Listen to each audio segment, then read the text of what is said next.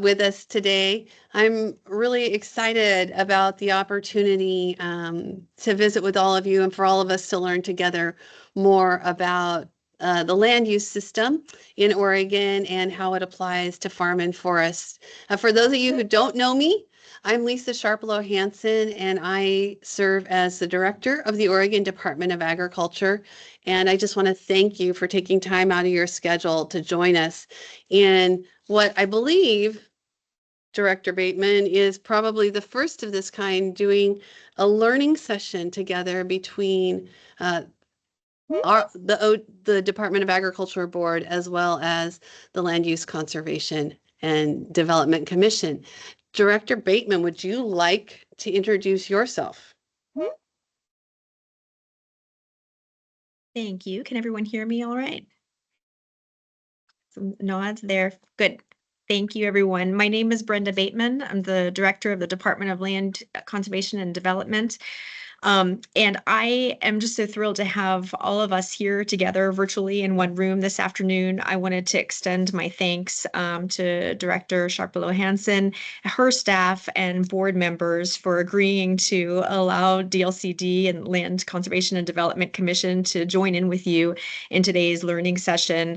For those of you who know me, integration and collaboration between and amongst executive branch agencies has always been very important to me. And so I'm thrilled to demonstrate to the world, this is one example of what this could look like. I hope to see more like this in the future because I think it's a good, efficient use of our time and also a good way to demonstrate partnership. But these are really important topics. And I also, before we get started this afternoon, wanted to extend my thanks publicly to Jim Johnson and Hillary Foote, two very dear colleagues who are bringing their expertise, longtime expertise, to share with us this afternoon. Their commitment to Oregon's land use planning system and to this work in general is just worth its weight in gold. I wanted to thank them for their years of service. And so I'm very excited to hear what they have to share with us this afternoon. Thank you all. Thank you. And I would just mention, so Jim Johnson and Hillary Foote will do the presentation, and then we'll have some time to field some question and answers after the presentation. So I hope that works for everybody. We have over 70 participants now in this meeting, so this is really exciting. So Jim and Hillary, would you like to introduce yourselves?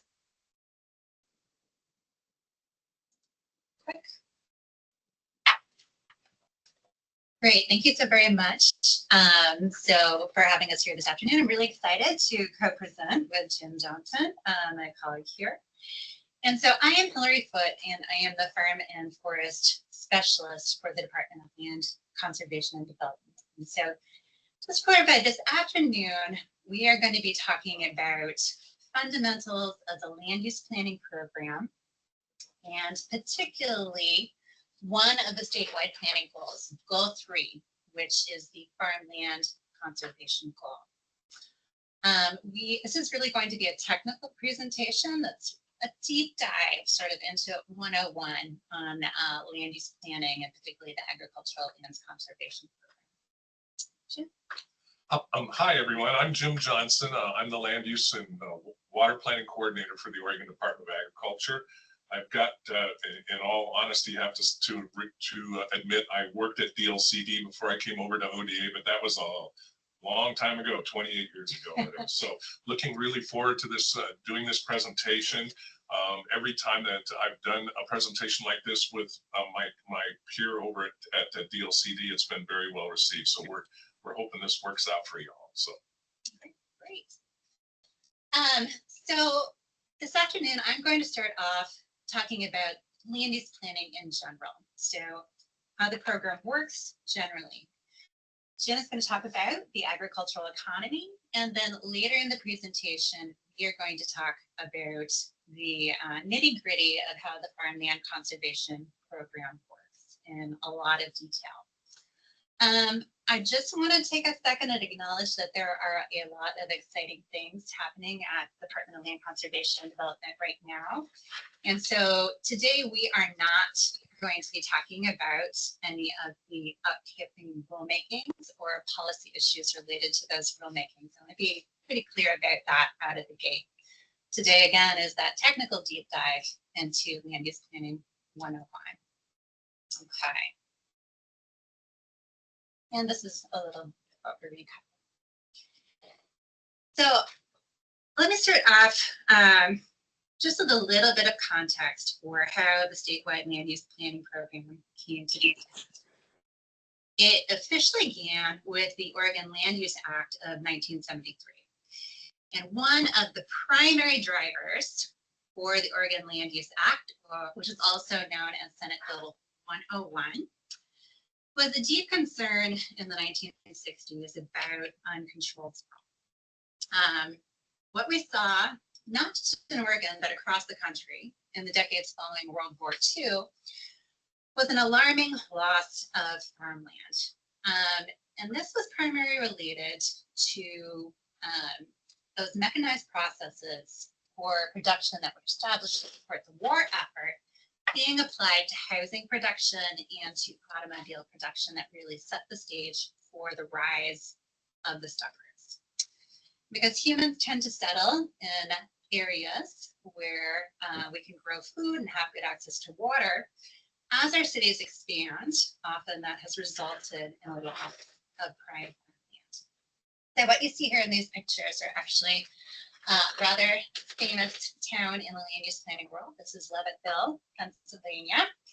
It was one of the very first planned communities. It was developed between 1952 and 1958, where 17,000 houses were built during that period. And William Leavitt is often credited as the progenitor of the modern American suburb. In Oregon, it was really a development called the Charbonneau District that was permitted in the late 1960s that raised the alarm bells with a number of folks, land use advocates. Hillary? This is Carla at the Department of Agriculture. Your slides are not advancing.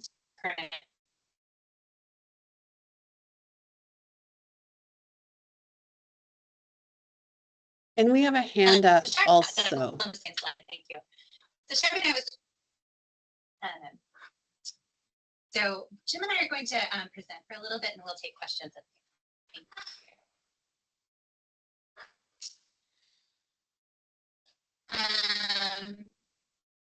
So Charbonneau was the first master plan community in Oregon, and it was the first development to, so that raised a lot of alarm bells as people were thinking about the thousands of miles of farmland that stretched south of the Willamette. So just the point here that farmland protection was one of the key drivers, one of the key impetus behind the creation of Senate Bill 100 in the land use planning system. So what did Senate Bill 100 actually do? We're still on slide 1. Oh, we For viewers, yes. Okay. Your table of contents slide. I Have to undo and redo. don't know. Okay, let me stop sharing. Sorry, folks. Let's see. Can you see this slide, Carla?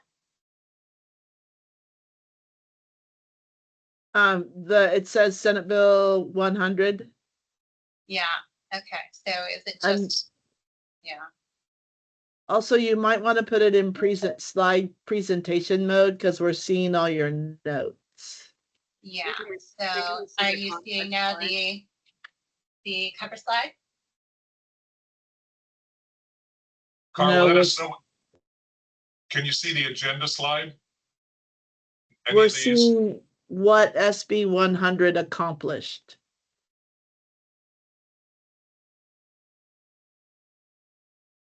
Yes, it's the slide deck, so just need to hit start the slide.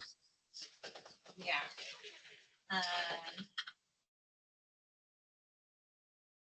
But it's just showing the notes at the bottom. That's what they're trying to tell you. Are we running it here? LCD conference room. Are we running here? Who's going to slideshow? So thank you for your patience as we work through a technical difficulty. share the screen again. That's right.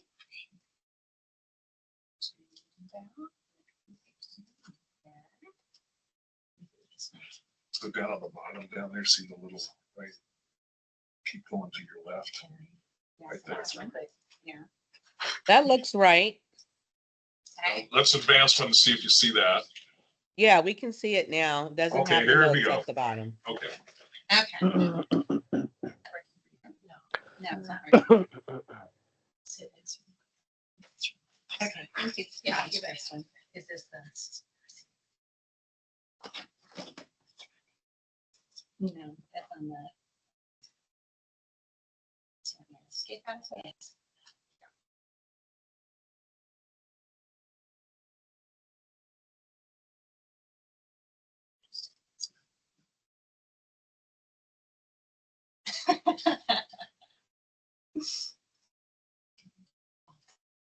Yeah.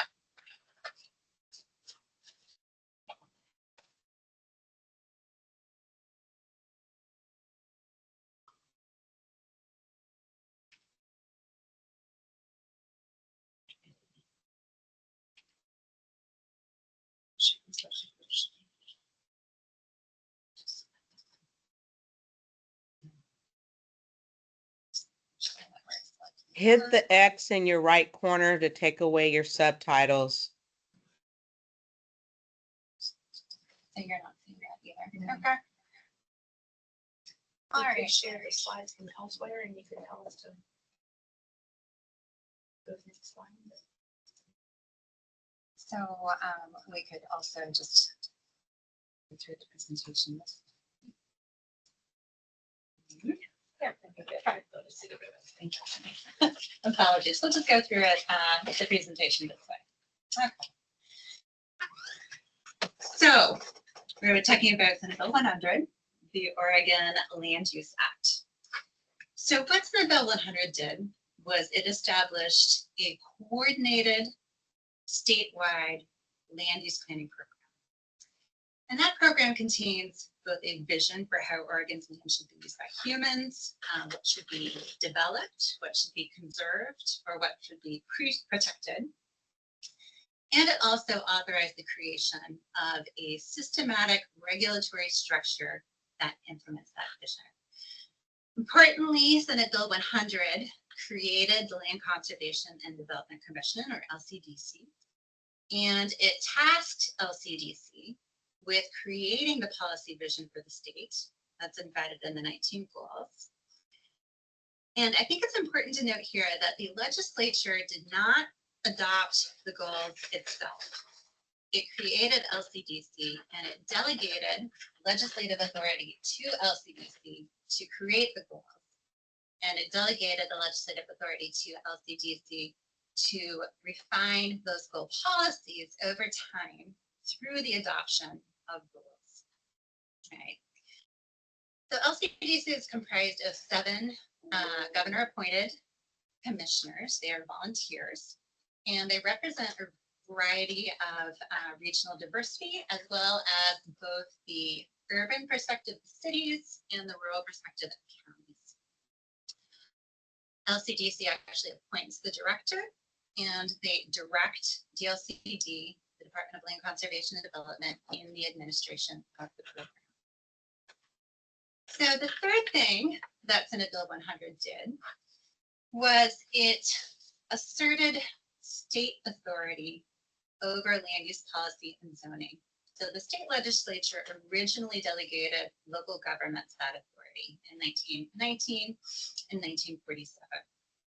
And so Senate Bill 100 sort of reclaimed that state authority. And the program now attempts to balance that by providing coordination at the state level and varying degrees of flexibility at the local level, depending on the goal that you're talking about. And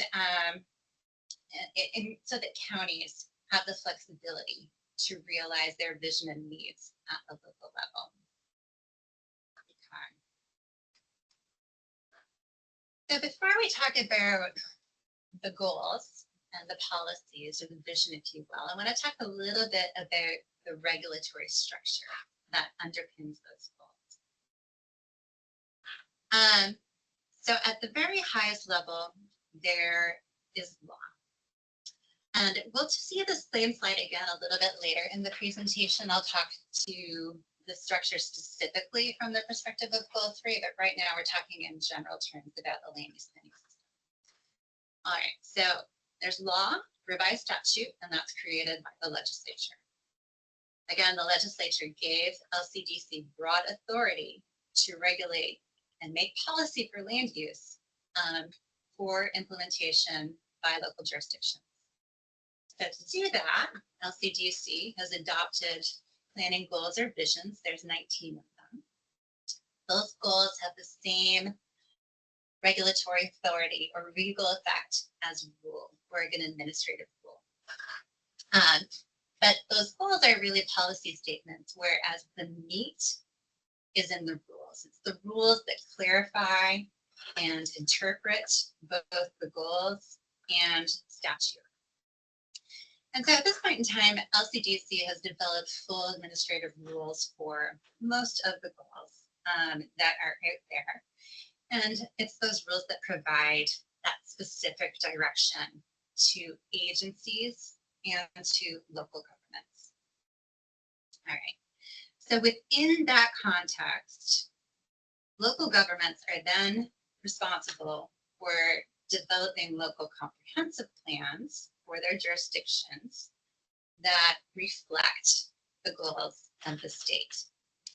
So local governments now have gone and created comprehensive plans reflective of the state goals and inventoried the lands within those jurisdictions and resources within those jurisdictions, created maps, they've zoned land, and they're responsible for implementing those comprehensive plans through zoning and local ordinances. All right. So local governments are also responsible for making local land use decisions and then enforcing conditions of approval related to those decisions. Those local land use decisions are appealable to the Land Use Board of Appeals. Those decisions are appealable to the Court of Appeals and the State Supreme Court. So there is actually a large body of case law or common law that sort of underlies the land use planning program as well. Okay.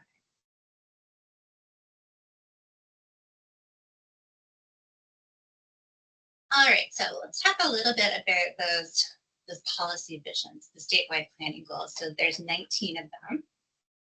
I'm not going to go into all of the goals in detail today. You can, the important point here is that the statewide planning program works together. The goals are equal to each other and they coordinate in really interesting ways. Today, we're primarily going to talk about 3 of them. I'll talk about those in a little bit in a minute. But you can kind of group the goals into sort of 4 basic categories. There are process goals that articulate a vision for how the public should be involved in land use planning and individual land use decisions. That's encapsulated in Goal 1. There is a vision in Goal 2 about how decisions should be supported by evidence. And there's also a vision in Goal 2 about how there should be flexibility introduced into the decision through an exceptions process that I'm going to talk about a little bit later today. Then there's another category that are resource goals. All right, and so this would include things like farmland and forest land, other natural resources under Goal 5, recreation, the Willamette River Greenway, and hazards. So they're more related to the landscape and physical features out there. So some of the resource goals only apply to rural lands, and some of the resource goals apply to both urban and rural lands. Then there are a set of urban goals that support needs for urbanization and urban development. So here you have Goal 9, economic development, Goal 10, housing, Goal 11, which requires public facility planning, goal 12 transportation, and then goal 14 that talks a lot about urbanization and urban growth boundaries. And we'll get into that goal a little bit more in detail later as well. And then the last set of goals, which came later in the program's history, are the coastal goals that are very specific to the coastal counties in Oregon. And those address things like estuaries, beaches and dunes, and ocean resources. And I might relate right there, Mhm. a little bit of a nexus on the coastal goals with with Oregon agriculture is when we look at the siting and the such of shellfish, aquaculture and the like. ODA does a lot of that work. We do need to focus on the coastal goals. So that is one area where agriculture does get involved with the coastal goals. All right. So as I said, the goals complement each other in many ways, and they work together to achieve policy objectives for land use development. And today we're going to touch on 3 of these goals. We're going to talk about agricultural lands. We're going to talk a little bit about facilities planning. And we're also going to talk about goal 14, the urbanization goal. So these 3 goals in particular work together to incentivize efficient, thoughtful urban development and the conservation of working farmland, so land conservation and development. And that kind of gets into the 3 big ideas that really underlie the land use planning program. The first is that thoughtful planning is coordinated at the state level. We talked a little bit about. The second is how we carefully plan for the growth of our cities. And this idea that development happens within an urban growth boundary. Urban uses, dense housing, industry, urban areas, because it is an efficient way to provide public services. So not just like public services like water, sewer, and stormwater, but also things when you think about police and fire and school buses and public health. These services are much more efficiently provided when they're provided within a contained geographic area. So that's the general idea. What an urban growth boundary actually is a demarcation of an area that a city plans to grow into. So an urban growth boundary is meant to contain the land supply for that city to grow into over a 20-year period based on population projections. Most parts of Oregon are growing in population, and the statewide land use planning program requires us to anticipate and plan for that growth. So we are a managed growth state, we are not a no growth state. And the idea that there may come a point when a city no longer has a 20-year supply within its UBG, and it will need to expand that urban growth boundary in order to maintain that supply. So when that happens, it is based on housing projections, detailed housing needs analyses, economic development assessments, and then that expansion is prioritized. So the urban growth boundary is meant to expand into certain areas that have less value for the agricultural and timber economy. So that is the yang side, if you will. This is yang balance. On the yin side, there's this general idea that outside of an urban growth boundary, you have rural lands, right? And a good chunk of those rural lands, within those rural lands, there are lands that are suitable to support 2 really important industries in the state of Oregon: timber and agriculture. And the way that we protect those lands that are needed for timber and agriculture is under restrictive zoning, exclusive farm use zoning, forest zoning, or mixed farm forest zoning.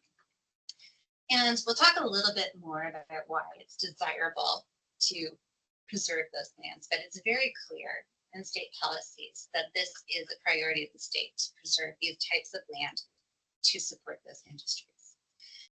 So rural resource lands are also protected not only for ag and timber, but also for values that are related to preservation of open space, recreation, habitat, air and water quality.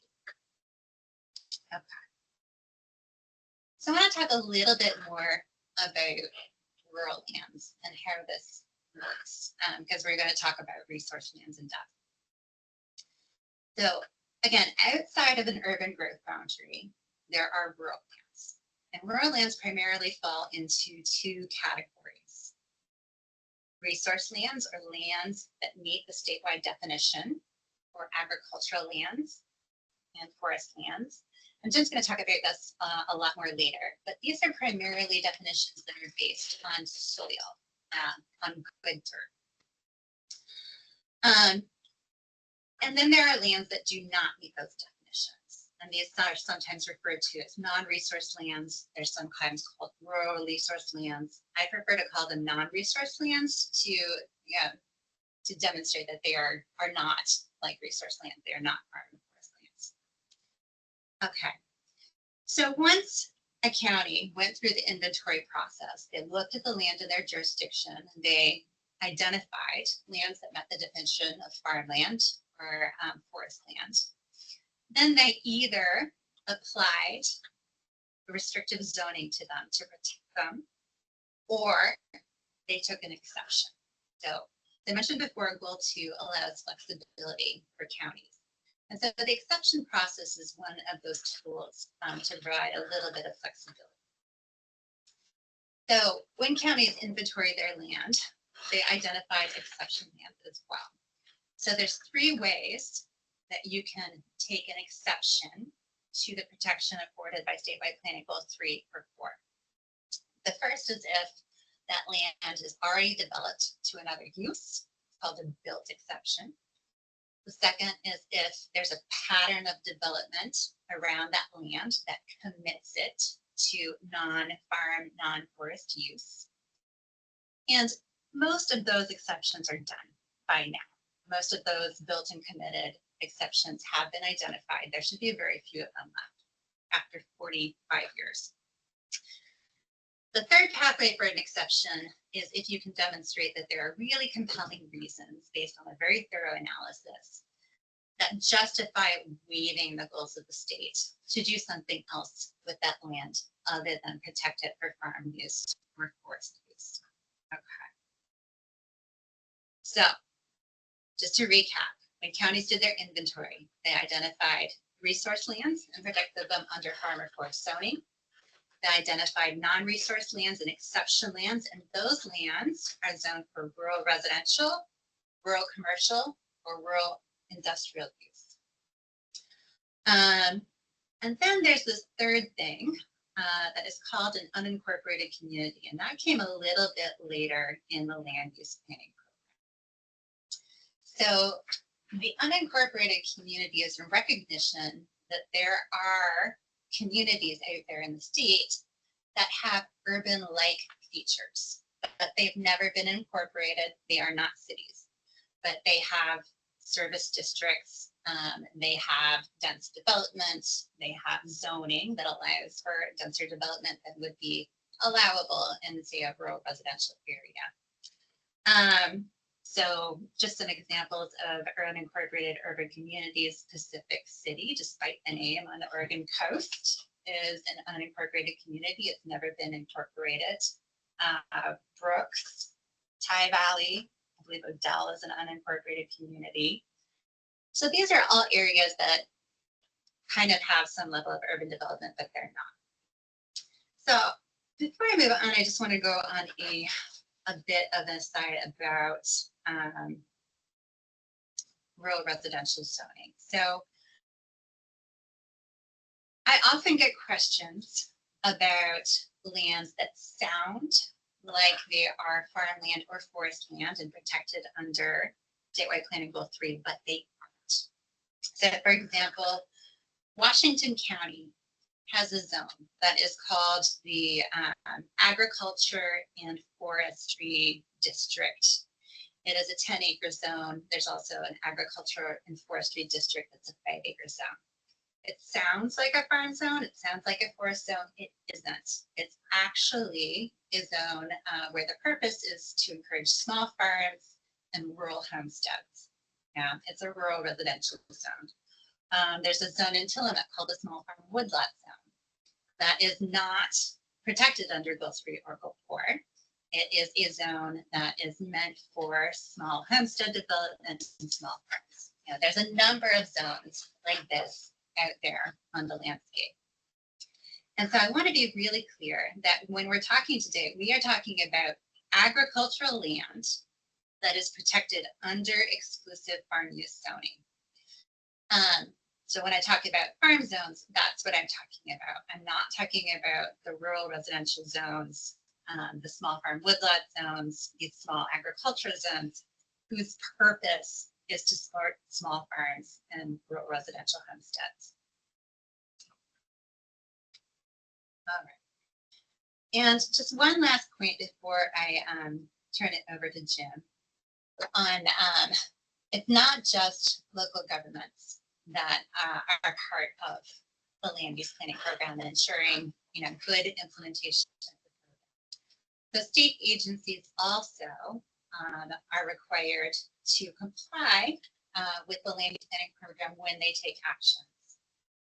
And all state agencies have state agency coordination agreements with the Department of Land Conservation and Development. We have one with the Oregon Department of Agriculture that sort of describes how we coordinate actions taken by Department of Agriculture with the land use planning program. Although I think For example, no, our state agency coordination plan is 34 years old. It really, well, most state agency coordination plans need to really be updated. They do not reflect changes, but SAC, state agency coordination plans, are really, really important. In our case at the Department of Agriculture, for example, it directs us what we need to do with actions that we take that relate to land use. For example, before we would approve a shellfish lease on Tillamook Bay, we're going to look at the estuary plans, what's the zoning there, coordinate with Tillamook County before we authorize something that may not be authorized under the plan.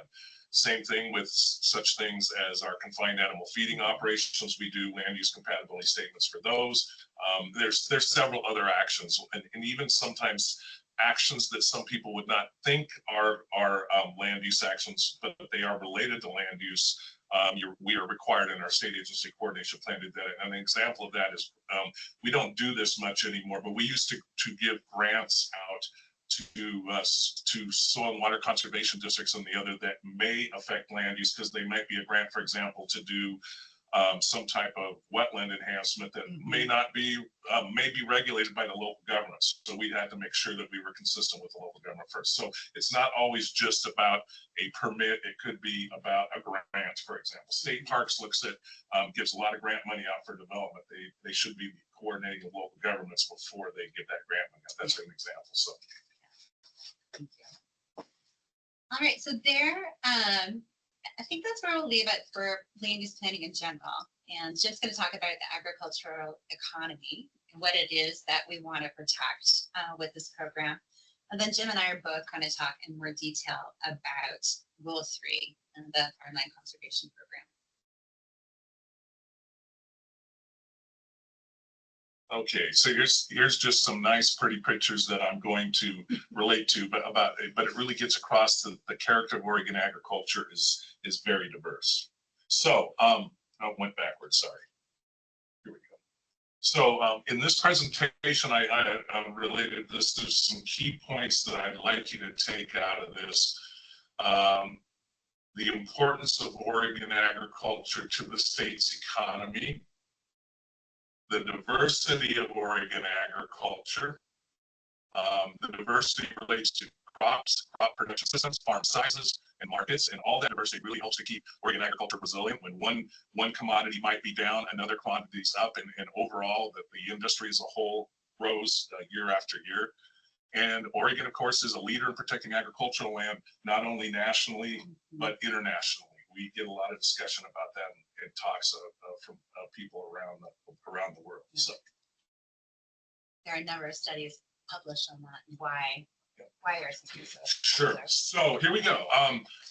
Over 225 commodities produced in Oregon.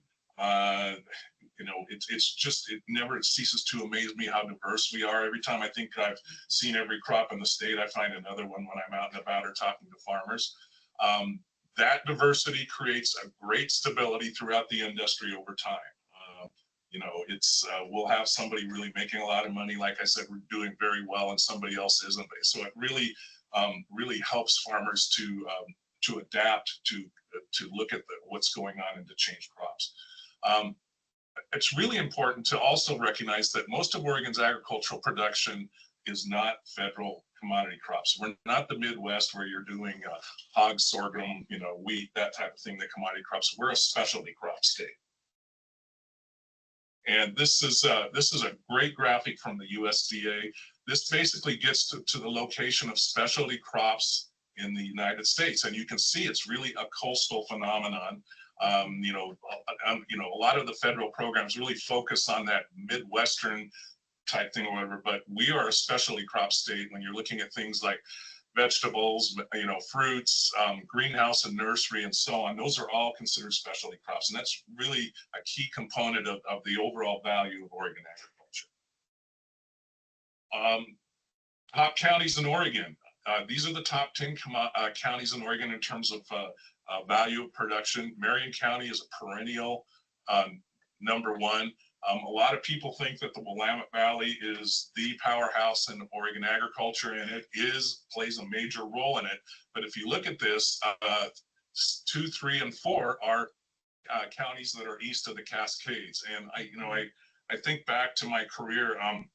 And when I first came to work for the Department of Agriculture, Morrill County wasn't even in the top 10. It's now the #2 county in the state. And it just goes to show the growth of agriculture, the diversity of products out there, and the high value nature of agricultural products, especially as it relates to irrigation. These are the top crops in Oregon, and you can see nursery and greenhouse there at the top. It's a perennial, but sometimes cattle and calves knocks them out. But, you know, I really like to point out to people sometimes that if you take #2, #3, and #4, which are all livestock related, they blow nursery and greenhouse out of the water.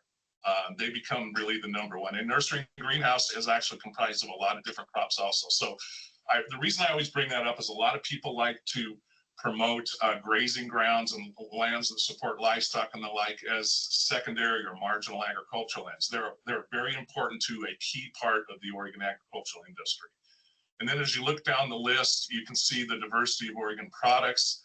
And you can even see a new one in there, #17, industrial hemp.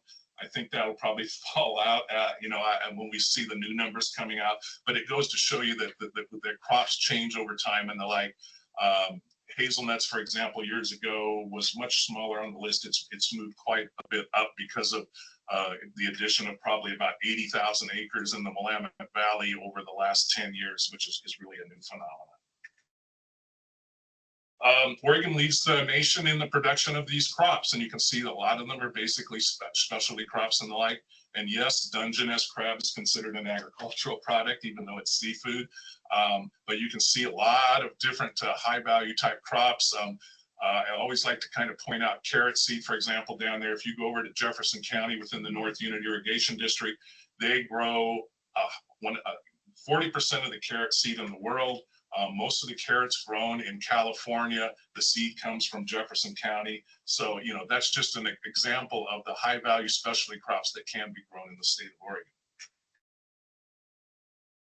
Let's look at the land base a little bit. According to the census, there's about 15.3 million acres of land in farm use in Oregon. So that's land in farm use regardless of zoning. And so 15.5 million acres are zoned as agricultural land. So you can see there's a chunk of land within the agricultural land base that's not considered to be in farm use. A little over 13 million acres received farm value assessment as EFU land. So what that tells you is there's, you know, about 2 million acres of land that's not receiving farm value assessment, but it's zoned exclusive farm use. Those are lands that are not being used for agriculture according to a county assessor in whatever county that's in. And then there's about 2.4 million acres of land that received farm value assessment based on application. And that generally means that those lands are located outside an exclusive farm use zone, but are still being farmed and qualify for farm value assessment based on their production value. And this is just a really important point. And I just want to highlight this here, that farming happens outside of exclusive farm use zones. Not all land that's zoned for exclusive farm use is actually being farmed. Yeah. Just want to stress that. And when we get into discussing non-farm uses, you're going to see that there's a lot of non-farm uses on lands that are actually zoned for farm use. And so they do have an implication on the land base that's actually available.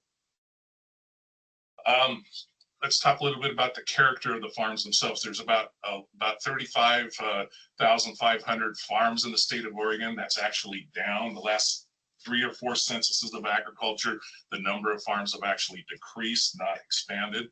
67% of those farms are 49 acres in size or less. However, those 49 acre or size and large or size or less farms only account for 2.3% of the land area of farms and only about 8.5% of the production value of Oregon's agricultural production. About 71.5% of the area of land and farms involves farms that generate a minimum of $100,000. So that's really kind of the footprint of and character of Oregon agriculture when you look at those types of terms. Let's look at the soils base. This is really key to agriculture. I love to remind people when I'm talking about Oregon agriculture that agriculture is not only land, not land dependent, it's soil dependent. We can't just go any place. It's got to be a type of land, not just any land. About 4.6 million acres of high value farmland soils in the state. High value farmland is defined by state statute. It's basically prime and unique lands, class 1 and 2, and some class 3 and 4 lands. And I'm talking about soils now, not the elements of high value farmland that relate on irrigation. About 3.4 million acres of those soils are actually on lands outside of urban growth boundaries and zoned for agriculture. So when you look at a soils map, it doesn't look at zoning. And so when I call out high value farmland soils, it could be looking at prime farmland that's inside the Portland metro urban growth boundary, for example. So what we do is we overlay the urban growth boundaries over that and subtract. So that number gets smaller. That 3.4 million high value farmland soils outside urban growth boundaries is only 5.4% of the land area of the state of Oregon. So a very valuable resource on a very small part of the state of Oregon. About 1.2 million acres of the state is prime farmland. 78% of that's in the Willamette Valley. So 78% of the best farmland is where the people live, in the Willamette Valley. And 20% of that is actually in the 3 Portland metro area counties. It's interesting when you look at prime farmland soils, that comprises 1.9% of the land area in the state. So those are very, very valuable, very valuable resource that's very limited. Irrigated agricultural land. Irrigation, sometimes I'm more concerned about the conversion of agricultural water rights than I am about agricultural land, and I'm super concerned about agricultural land, so you can know how concerned I am about the loss of water. There's just not any more water available for agriculture, so what we've got is very valuable. And why is it valuable? Well, there's 1.6 million acres of irrigated land in Oregon, so remember, that's a very small percentage of all of Oregon agricultural land. Irrigation enables a farmer to grow a much diverse array of crops. 43% of all Oregon farms do at least some area of irrigation within their land. Irrigated farmland produces 73% of the total value of Oregon's harvested crops. So you can see the value of irrigation. Director Bateman and I have this talk all the time about there needs to be a better nexus between Oregon water policy and the land use policy. I'm a strong proponent of that. Land and water is so key to the long-term viability of Oregon agriculture. The agricultural footprint, nearly $30 billion economic footprint, Oregon agriculture and its related aspects of it. 23 billion in the sales of goods and services. It equates basically to 15% of the state's economy, 12% of the jobs, 1 in every 8 jobs in Oregon has some relationship to agriculture. And then if you just look at the value of the product at the farm gate, when it leaves the property, no processing, no, added value, that type of thing, it's over $5 billion and it's growing. Oregon is an agricultural export state. We grow way more than we need in this state. So this is a really important element. 75 to 80% of the production value of Oregon agriculture leaves the state. 35 to 40% of that value leaves the country. So we're international in scope. Agriculture is the largest export sector in terms of volume at the Port of Portland. It's the second largest export sector in terms of value at the Port of Portland. It equates to 19% of total state exports, and actually it's not at the Port of Portland, it's in all exports. Nursery goes by truck, for example. But then if you look at the Port of Portland, 60% of the Port of Portland's total tonnage of exports is agriculture related. Now, if you look over here on the right at the bottom, I've got traded sector. It's interesting when I get in discussions with my peers and friends around, when we're talking agricultural value and whether land should remain in agricultural use or be converted to something else. There's always a discussion about, well, gee, we need some more land for traded sector, our traded sector economy, industrial use, so we can export and make money in that and the like, whatever. And the first thing I always point out to them is, you know what, agriculture is traded sector. So if you want to trade one traded sector for another, don't discount the fact that Oregon agriculture brings new money into the state. And that's what traded sector does. It's not recirculating money within the state, it's bringing new money into the state. And that's what Oregon agriculture does. Okay, let's switch gears here a little bit and start to go towards protecting ag land and why we do it. This is a graph of Census of Agriculture 1954 to the last Census of Agriculture, which was 2022, that shows land and farms in the state. And the reason I go back this far in time to 54 is so you can see that dramatic drop at the early part of the graph, and then it starts to level off a little bit. If you look at that real close, where that leveling off occurred was when the Oregon statewide planning program was first adopted by the legislature and then started to be implemented by LCDC and local governments. We're still losing farmland though, and you can see that there's a drop there as we go down. And over time, at least since this time period from 54 on, we've lost 27% of land and farms in Oregon. It's nearly 6 million acres of agricultural land in that time period. So we do an excellent job in protecting agriculture in the state, but we're still losing land and we still need to do a better job. And I just want to point out here that when we're talking about land and farms, this is farming in LL zones. Mm-hmm. So this isn't necessarily land that's protected under exclusive farm use zoning. Yep. Mm-hmm. Yeah. I think that's important. Some of this is what I would call planned loss. So whether you agree with it or not, it's planned loss probably within urban growth boundaries. But a high percentage, as you'll see later, is not planned loss. It's due to non-farm uses and the like, and the fact that some of those uses may be implicating the ability to farm some of those lands that are zoned DFU. We'll talk about that.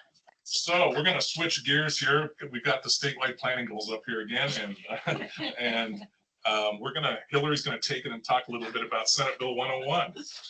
All right, so we're going to start off, so a little bit more of a deep dive into Goal 3, and I'm going to revisit some of the slides that we talked about earlier. And I'm going to start this conversation with the key piece of statewide planning Goal 3. And this is the legislative policy for the protection of agricultural lands. So this policy is actually in statute, and it was enacted with Senate Bill 101 in 1973. So before Goal 3 was actually adopted by LCDC. And when Senate Bill 100 was enacted, it had a lesser known bill, Senate Bill 101, the Agricultural Lands Bill.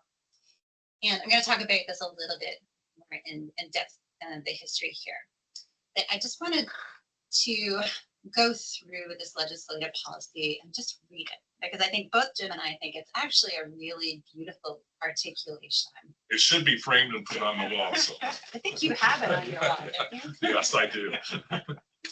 It's a really beautiful articulation of the policy intent of Goal 3. Now, Jim has spent a lot of time talking about the importance of agriculture to Oregon's economy. And so this policy statement starts off by saying that farming is important to the state. It is an economic asset to the people of the state, all of the people, rural and urban, throughout everywhere. And this portion of the policy recognizes that there's a need to conserve our agricultural resources. The second part of the policy statement recognizes that this really important industry we have, the agricultural economy, is land dependent.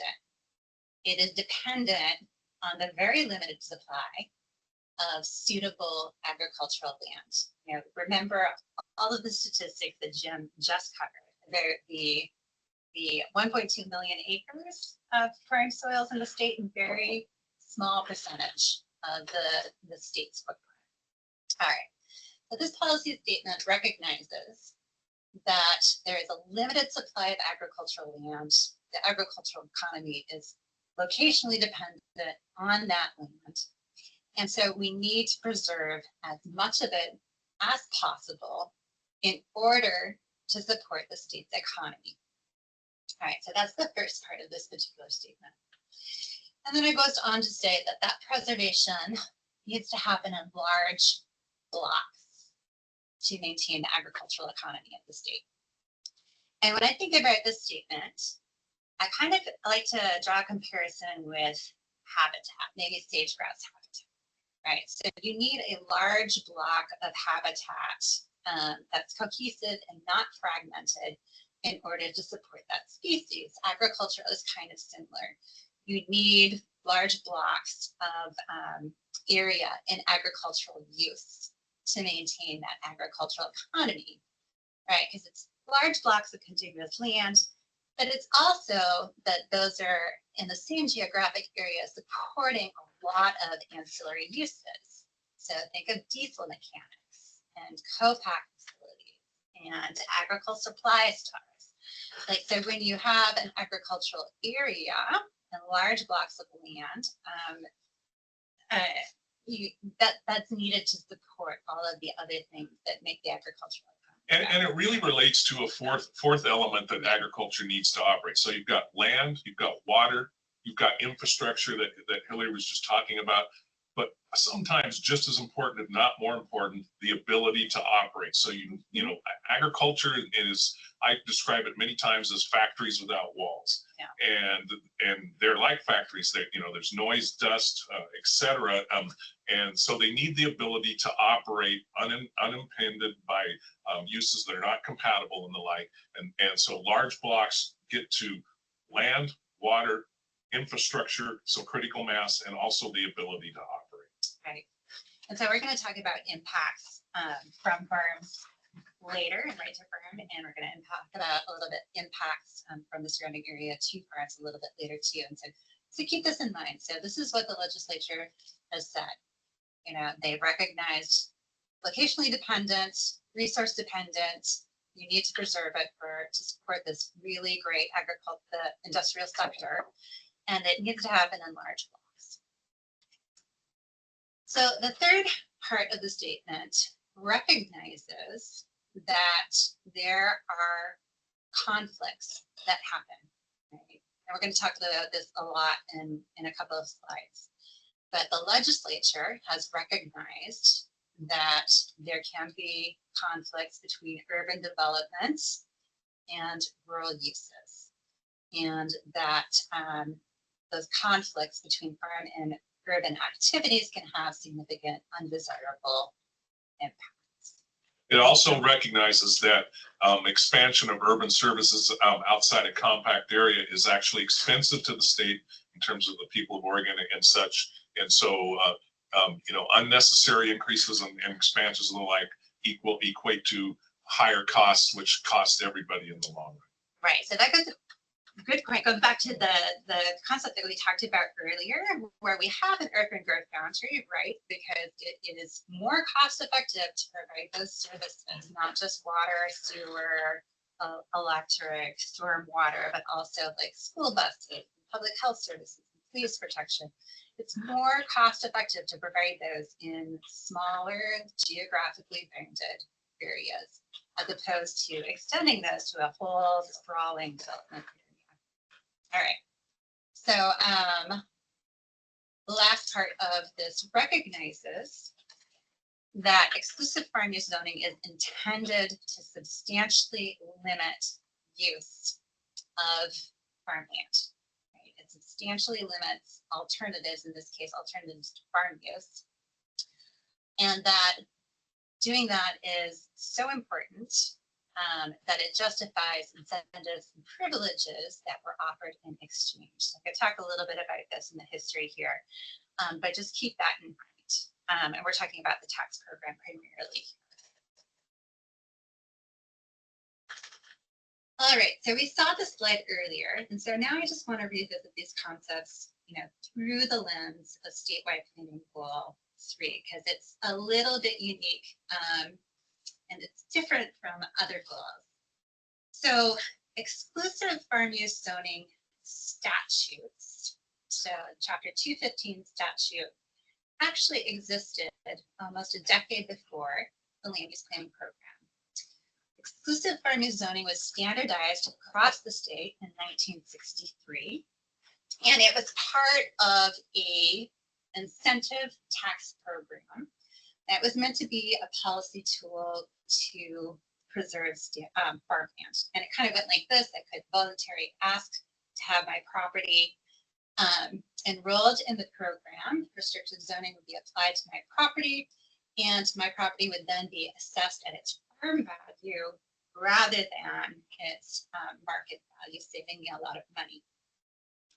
And so remember I was talking earlier, sort of about those post World War II conditions, and Jim showed that great slide that showed the decline of farmland that leveled out in 1973.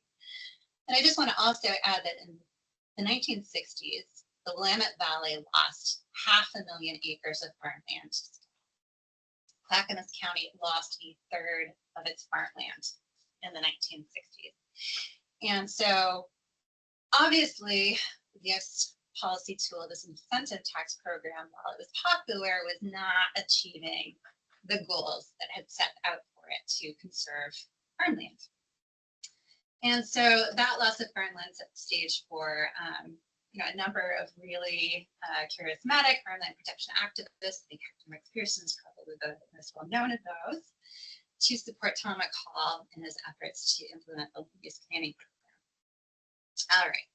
So we talked about Senate Bill 101 that overhauled the exclusive farm use zoning statutes. And when that happened, not only did it create that legislative policy for the protection of farmland, but it also made the program mandatory. So then counties were required to inventory farmland.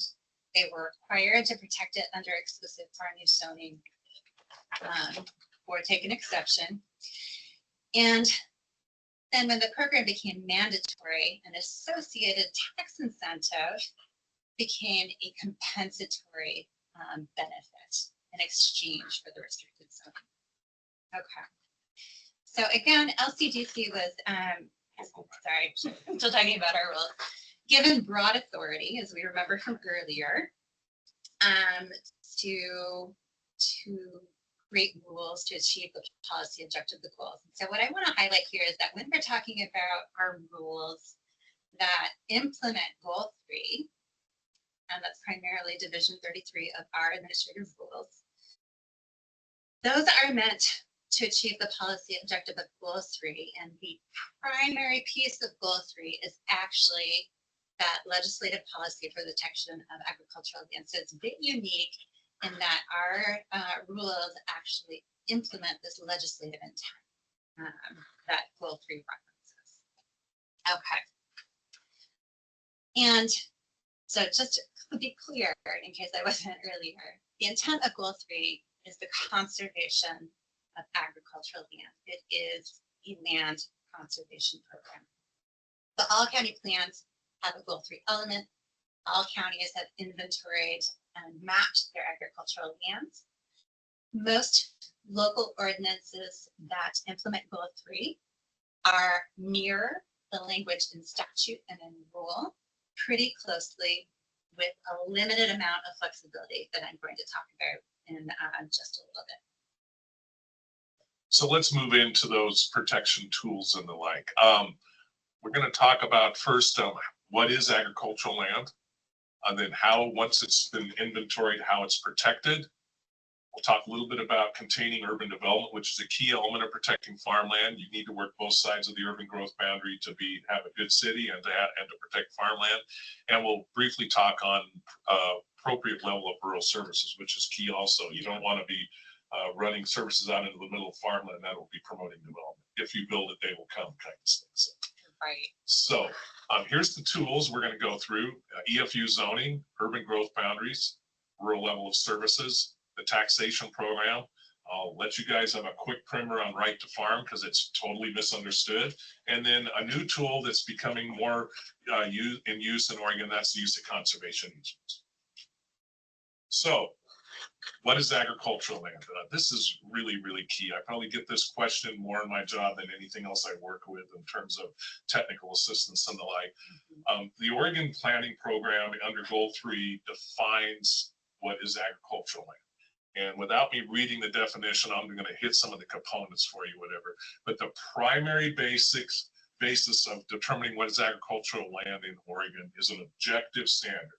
And it's based on the NRCS soil survey. What is the agricultural capability of the land? And it's key. The key word here is capability. We're looking at the capability of the land. What is that land capable of? And let me give you a quick primer on this. The NRCS rates agricultural soils 1 through 8, with 1 being the best and 8 being, for lack of a term, the worst. It still could be quality ag land for certain uses and like whatever, but it's really a rating based on how much management is actually necessary to conduct common agricultural practices on that ground. So 8 can still be agricultural land. It just may require different kinds of management, whereas 1 requires little if no management to grow a product. So that's important to understand. Under the definition in the statewide planning program, on the west side of the Cascades, agricultural capability class 1 through 4 is considered agricultural land on the basis of soil. On the east side, agricultural capability classes 1 through 6, recognizing that grazing ground in most cases is 6 or worse soils, but still highly valuable in the industry. So class 1 through 6 on the east side of the mountains is soil type is considered to be agricultural land. Within that range of soils, there's also another category considered to be called high value farmland. Now, I'm not talking about prime farmland here. I'm talking about what's called high value farmland.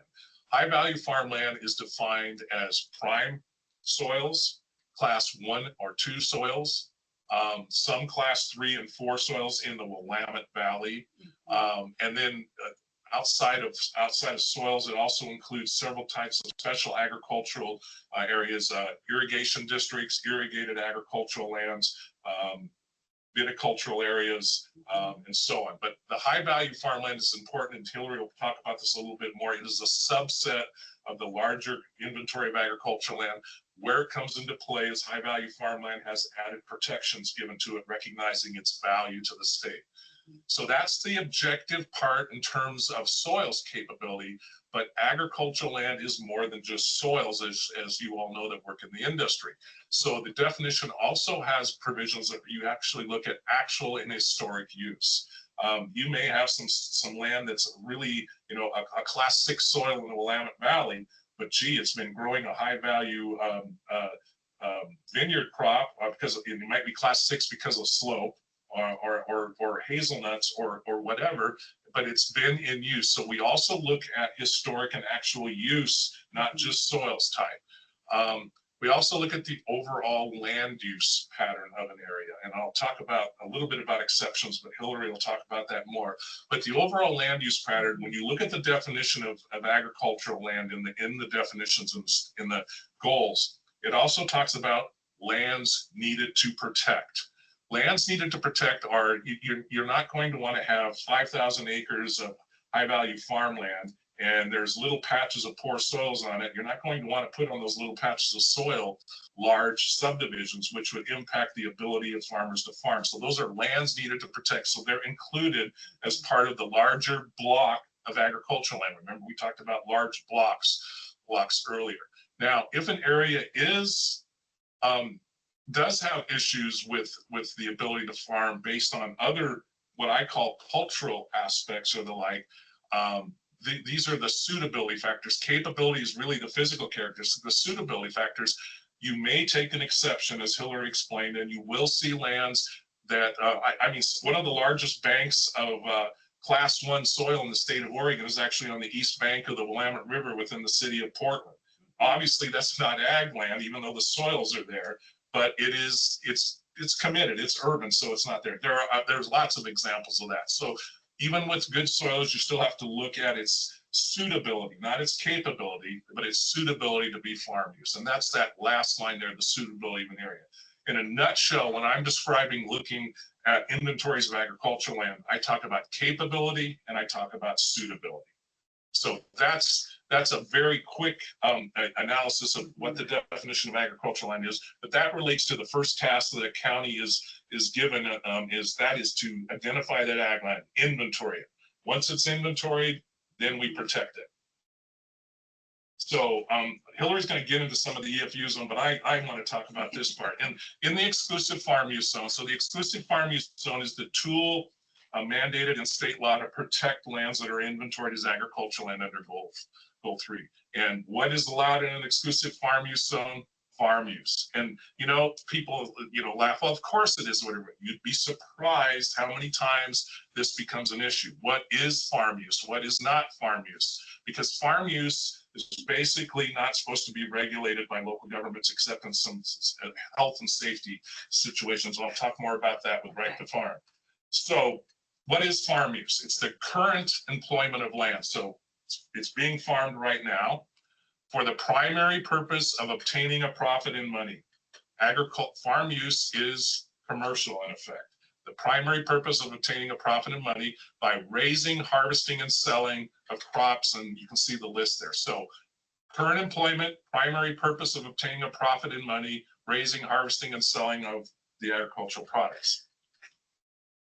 Current employment can be several things. It can actually be the crops and the like, but it can be things like farm related programs. It could be a CRP program. It could be land laying fallow for 1 year. It's still considered to be in farm use. Orchards and perennials prior to maturity, they may not be making any income yet, but they have an intent to make a profit in money. All farms have, or most farms have, some portion that's considered to be kind of wasteland. That's within the definition of what is the current employment of land. Water impoundments, I just had a question the other day. Can somebody put a storage pond on their property and what kind of permits they have to get? And my response was, that's farm use. You're probably not going to have to get a land use permit, but go talk to our friends over at the Water Resources Department, because you do have to get permits through them for other things, but that's not a land use permit. Woodlots, lots of farms have woodlots, and all of these things are considered the current employment of land for farm use. Farm use also includes preparation, storage, and disposal by marketing or otherwise of the products or byproducts raised on such land for human and animal use. Byproducts, think of straw from a grass seed operation. And somebody is basically baling that straw and storing it and the like for later shipping off. They haven't changed it, but it's just a byproduct. That is farm use. It also includes cleaning, treatment, sorting, and packaging of products and byproducts. A seed cleaner on a grass seed farm is not considered processing or anything like that. It is considered preparation, and it is also considered a farm use and not subject to some of the standards for like a processing facility. Farm use is a situation where for being considered preparation and not getting into something like a commercial use in conjunction with farm use, which Hillary will discuss, has to have a nexus to actual farm use occurring on the land. It can't be a standalone one. You know, and the key here, I think, is that processing is not preparation. Processing is added value and the like, and it requires you to go through a totally different process. Are we going to talk about Yeah, buildings? we can't. Well, yeah, let's just run. And then also the thing is that current employment also includes stabling and training of equines. But you get into some of the other areas like riding lessons, training clinics and the like. If they're standalone and have no association with the stabling or, you know, and such, then that would not be a farm use. You wanted to add something about farm buildings? So it includes land under Mhm. buildings that are customarily used in conjunction with farm use as well. And this is kind of important as well when we get into some of the use tests. So I just wanted to point that out, that, you know, farm use includes like your barns and Yes. like storage facilities and things like that. And farm buildings, accessory buildings to farm use and the like are uses that are considered part of farm use and thus permitted. Yes. Farm use also includes aquaculture. And this has been really important for the Department of Agriculture in our regulation of shellfish, but it also includes aquaculture and bird and animal species and the like. And believe it or not, gets into insects. And that's a whole nother story that I won't even go into, but it relates back to Hillary's County, Tillamook County, where somebody was actually raising insects to sell. So anyways, and then this last element here though, so aquaculture and these types of things are considered a farm use. However, this is the one aspect of farm use that you actually have to get a land use permit for. The legislature, gosh, back probably about 25, 30 years ago now, specifically called out aquaculture related aspects and insects. You can see the insects there as having to go through a review process as a conditional use permit for the local government because there were issues related to compatibility. Salmon ranching was a big part of this. They were afraid of the escape and like, so they wanted to make sure that there was scrutiny given to these things before they were authorized. By the way, the insect thing I was worked on had to do with raising flies for bird food. So, but anyway, so okay, let's move on. Enough of that. It's fun to hear the history of some. All right, we're gonna move over, and Hillary's gonna take over here. So. All right, so I got a quick rundown about what farm use includes. So it's a pretty broad definition of what farm use is. So exclusive farm use zones, remember these are protective zones. They're meant to be restrictive. And farm use is allowed in exclusive farm use zones. And there are also quite a number of other non-farm uses or farm-related uses that are also allowed in farm zones. But only those uses established by the legislature may be permitted in exclusive farm use zones. So exclusive farm use zones are very, very different than a lot of other zones you see out there because it has this nexus with this program that's tied to a tax incentive, right? All right, so only uses established by a legislature are allowed in farm zones.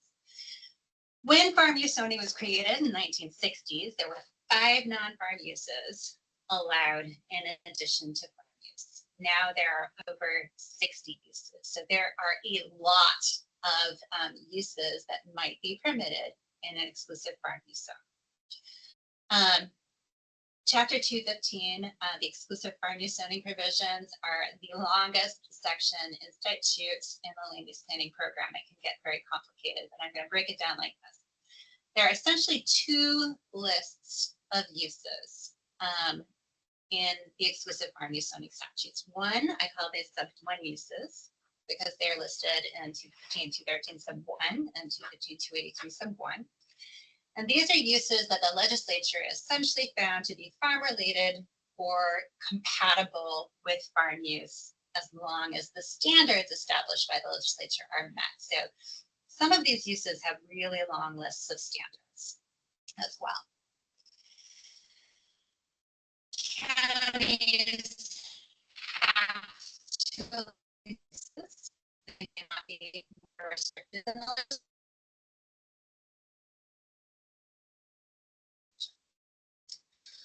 Then there is a second bucket of uses. There are two uses because there's 215.13 sub 2 or 215.283 sub 2. And these are uses the legislature thought, well, maybe they're compatible with farm use, maybe they're not. It kind of depends on particular property, depends on the agricultural area, depends on what's actually being proposed. So for this set of uses, and there's a lot of them, the farm impacts test to ensure compatibility with the agricultural area. I'm going to talk about that in the next slide. For these uses, counties may choose not to allow them. Counties may also choose to be more restrictive and apply additional criteria to them, right? So this is where the flexibility for counties come into the program that I mentioned a little bit earlier. Okay. These type 2 uses are typically reviewed as conditional use processes through a conditional use process because they require some discretion. I'll talk about that. One last thing, there are also a few other uses sprinkled in Chapter 215, like the provisions for log truck parking and agritourism and other commercial events that are not in one of these buckets. So it can get a little complex. I'll talk about that in a bit too. Thanks. So the farm impacts test. So again, all of the sub 2 uses, and there are a lot of them, require a county to find that the proposal won't force a significant change in accepted farm and forest practices of surrounding lands, and they won't significantly increase the cost of accepted farm and forest practices on the surrounding lands. So this requires discretion on the part of the county, and so this is processed as a conditional use permit, right? So it's noticed, there's an opportunity for public comment and discussion. All right, this is commonly applied in farm zones. It's really bread and butter for rural planners. It's used on a regular basis, and now you could really call it a good neighbor test. So this test requires an applicant to think about their proposal, to think about what their neighbors, their farmer neighbors are doing, the kind of practices they engage in, throughout the course of the year, like what they're doing in harvest season, what they're doing in planting season. And then think about how their proposal could impact their neighbor and their farming practices, right? And a reviewing county can require an applicant to implement mitigating measures to reduce or eliminate the likely conflicts that might result, right? And they can capture those as conditions of approval on the permit. So all sorts of potential conflicts come up as concerns in these types of reviews. And I'm just going to hit on a couple of the types of things that regularly come up when we're talking about the farm impacts test. And I'm sure there's a lot of folks on the Board of Ag, and Jim can certainly flesh out this list, but traffic is a big one. So my husband is driving the tractor down the road to get to a non-contiguous farm parcel, and there's a vent up the way. And so there's a steady stream of traffic going to the vent, and he has to pull over regularly. People are honking at him. It's stressful, and it adds a couple hours to his day. Trespass is another one. So think about people hopping off their bikes and taking selfies in the blooming apple orchard in the springtime. That's just been sprayed. Yeah, that's just been sprayed. Or I've heard some farmers in Hood River complain about people picking their apples like off the side of the road. I remember reading an article in a magazine a couple of years ago about the big problem in France of people pulling over and huge lineups of people to take selfies in the lavender fields. So trespass is a concern that often comes up in these types of reviews, and kind of along with that, a concern that noxious weed seed and other biological contaminants might be introduced as a result of trespass or traffic, particularly if there's a shared driveway. Pets, nuisance animals, so dogs barking, dogs, chasing livestock off leash, or contaminating a crop field, for example. Noise conflicts, whether it's amplified music and livestock or fireworks or things like this. And some of these impacts work both ways as well. So say I'm out there cutting at 1 o'clock in the morning, because there's some rain in the forecast for the end of the week and my neighbors, E&B guests, are not so happy about it. Or if I am spreading manure in compliance with my nutrient management plan and my neighbor's hosting a wedding. There are conflicts like this that can come up, and they do come up all the time. So what I want to really stress here is that this tool, this test, is a really important tool that allows us to have this conversation at the time of permit approval before it turns into a bitter standing neighbor conflict that becomes burdensome for both the parties, for the farmer who has to spend his time dealing with this, as well as the applicant or the operator, and it becomes an enforcement issue with the county. So the right to farm test allows us to have this conversation up front when we're considering the permit. And I also want to stress here that Oregon's right to farm laws do not protect a farmer or a farm operator from outside impacts to the farm. Exclusive farm use zoning is meant to protect that farm operator for those outside impacts. And the farm impacts test is a critical component of the protection that's meant to be afforded by exclusive farm use zoning. Exclusive farm use zoning is the safe place, that's meant to be.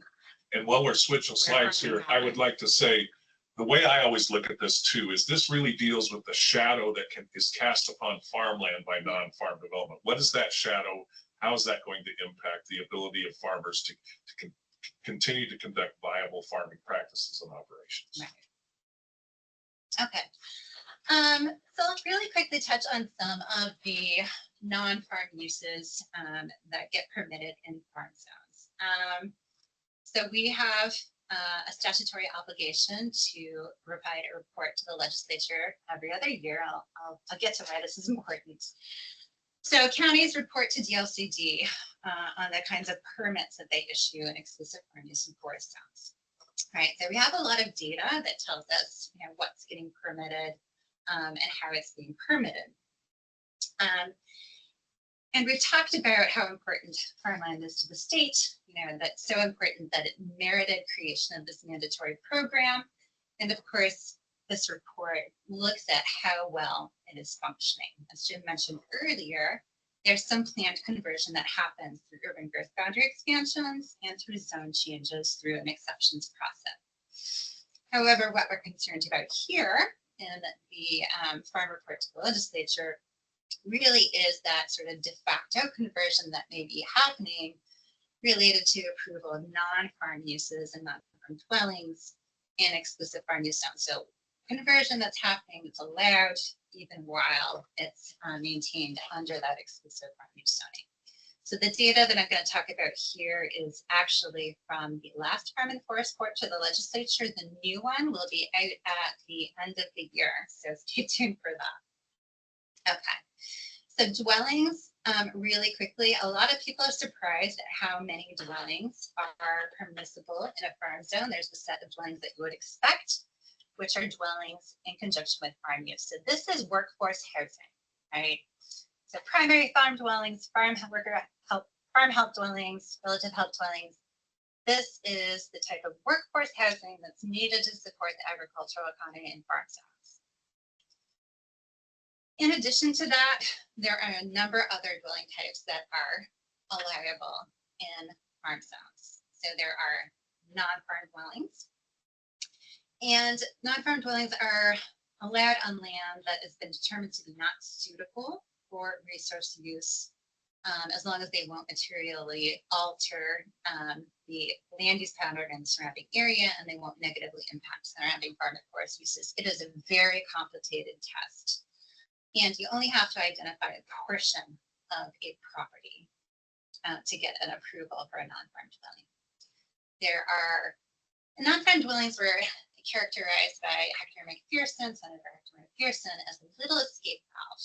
Now, that was meant to provide an opportunity to landowners who may have owned land before the land use planning program happened and had some reasonable expectation that they could get a dwelling. And it's important to note that non-farm dwellings, the test for a non-farm dwelling in the Willamette Valley is much more difficult than in the rest of the state. It is. It's a very complicated test in general, which makes the next slide very surprising. So a lot of record drillings allow someone who owned a property continuously since 1985 or inherited one to also have a dwelling. So acknowledgement happened in 1980. All of the comp plans were acknowledged in 1986, and so that's where that date kind of comes from. So if you bought or owned a parcel before, essentially all the comp plans were acknowledged, then you can get a dwelling on your property. Then there are temporary hardship dwellings and replacement dwellings. So the point here is that what this pie chart is showing in the upper right-hand corner in green and yellow are those workforce housing, dwellings in conjunction with a farm operation. 22% of all dwellings approved in farm zones since 1994 are farm-related dwellings, only 22%. In orange, in the lower right-hand corner, are non-farm dwellings approvals. So 23% of all dwellings approved since 1994 have been for non-farm dwellings. So there are more non-farm dwellings approved than all of the different types of dwellings in conjunction with farm use. So this is not the little escape valve. It's not an exceptional opportunity when more non-farm dwellings are being approved than farm dwellings in farm zones. And this slide shows the trend in development permit approvals over time. Non-farm dwellings are shown again in orange in the middle there. Replacement dwellings are atop. They're the most commonly approved dwelling. And you'll see that all the dwellings took a bit of a dip in 2008, along with the housing market, economic recession. And you'll see after 2011, non-farm dwelling approvals have continued to increase, and that trend continues in the 22 and 23 biennium. We'll have that data published at the end of the year. Okay. So because there are over 60 uses that are allowable in farm zones, it's a little bit difficult to characterize all the different types of non-farm uses that are permitted. So this graph shows the top 5 non-farm uses that are permitted in farm zones since 2008. So in gray, we have communication towers, which I'm not going to talk too much about because they're sort of dwindling. In dark blue, we have farm product processing facilities. And this really became one of the top 5 permitted uses in 2016, 2018. So what you see here, the bulk of the processing permit approvals are actually for production of CBD products related to processing of hemp and marijuana. And the thing I want to point out here is that I'm sure the Board of Agriculture, I know they've heard a lot about hemp and marijuana and those industries. We see it in land use as well. So we see the bubble, the 2018, 2019, 2017 bubble in marijuana processing, and that's declined significantly. And I think there were only 5 permit approvals issued in the past biennium, and not all of them were for CBD. So I am going to talk about the yellow, which are power generation facilities permitted on farmland, and that is solar. I'm going to talk about that last. And so next I'm going to talk about the blue, which are home occupations, and the green, which are commercial activities in conjunction with farm use. So these 2 uses have consistently been the top permit approvals in farm zones over time. The home occupations are shown sort of in the pie chart on the left in blue, and commercial activities in conjunction with farm use are shown in the sort of like orange and colored chart on the right. So these are fairly broadly defined categories, and lots of different types of uses get approved under these pathways for permit approval. So home occupation is a business that is limited to 5 employees. It has to be in a structure that's normally associated with a farm use zone or in a dwelling. And it has to be operated by an employee of a resident of the property or by a resident of the property. Those are the only standards at the state level for home occupation. So we see like hair salons, daycares, art galleries, firearm dealers, everything, all sorts of things permitted as home occupations. A third of home occupations shown in turquoise here are short-term rentals and bed and breakfasts. So lodging is the predominant home occupation use in farm zones and actually in forest zones as well. Then we'll see food production. It's about 7%. That's shown in dark blue, which are like bakeries and smoking and curing, construction-related activities. And then I just want to point out that 4% approvals are for firearms dealers, and that's because alcohol, tobacco, and firearms requires a land use compatibility statement. So that's just a nod to how effective the coordination among agencies can be when we coordinate our approval. Okay, so for commercial activities in conjunction with farm use, on the right, the primary approvals are wineries, cideries, breweries, also meaderies and distilleries. So those are shown in orange there, and that represents 38% of all commercial activities in conjunction with farm use that are approved in the state. There is nothing in statute or rule that defines a commercial activity in conjunction with farm use other than that phrase that it's a commercial activity in conjunction with farm use. So again, here, wide variety of uses get approved under this category. So the point here, you may have heard me say processing is approved as processing facilities. There's one permitting pathway for processing facilities there. Processing also happens, like home bakeries and pickling and things like that, as a home occupation. And processing also happens as a commercial activity in conjunction with farm use. We have these large-scale agricultural processing facilities. So we call this concept multi-path permitting, where in the land use planning program, there are multiple ways that you can approve a particular use. And it's pretty common to see uses approved in a variety of different pathways. And so it kind of makes it a little bit different to report on. And this concept is really important when we talk, yeah, go ahead, Okay. Talk about agritourism. So Jim told me that the Board of Ag would be particularly interested in hearing a little bit more about agritourism. And it's really difficult to talk about because there's no definition for agritourism in rule or in statute.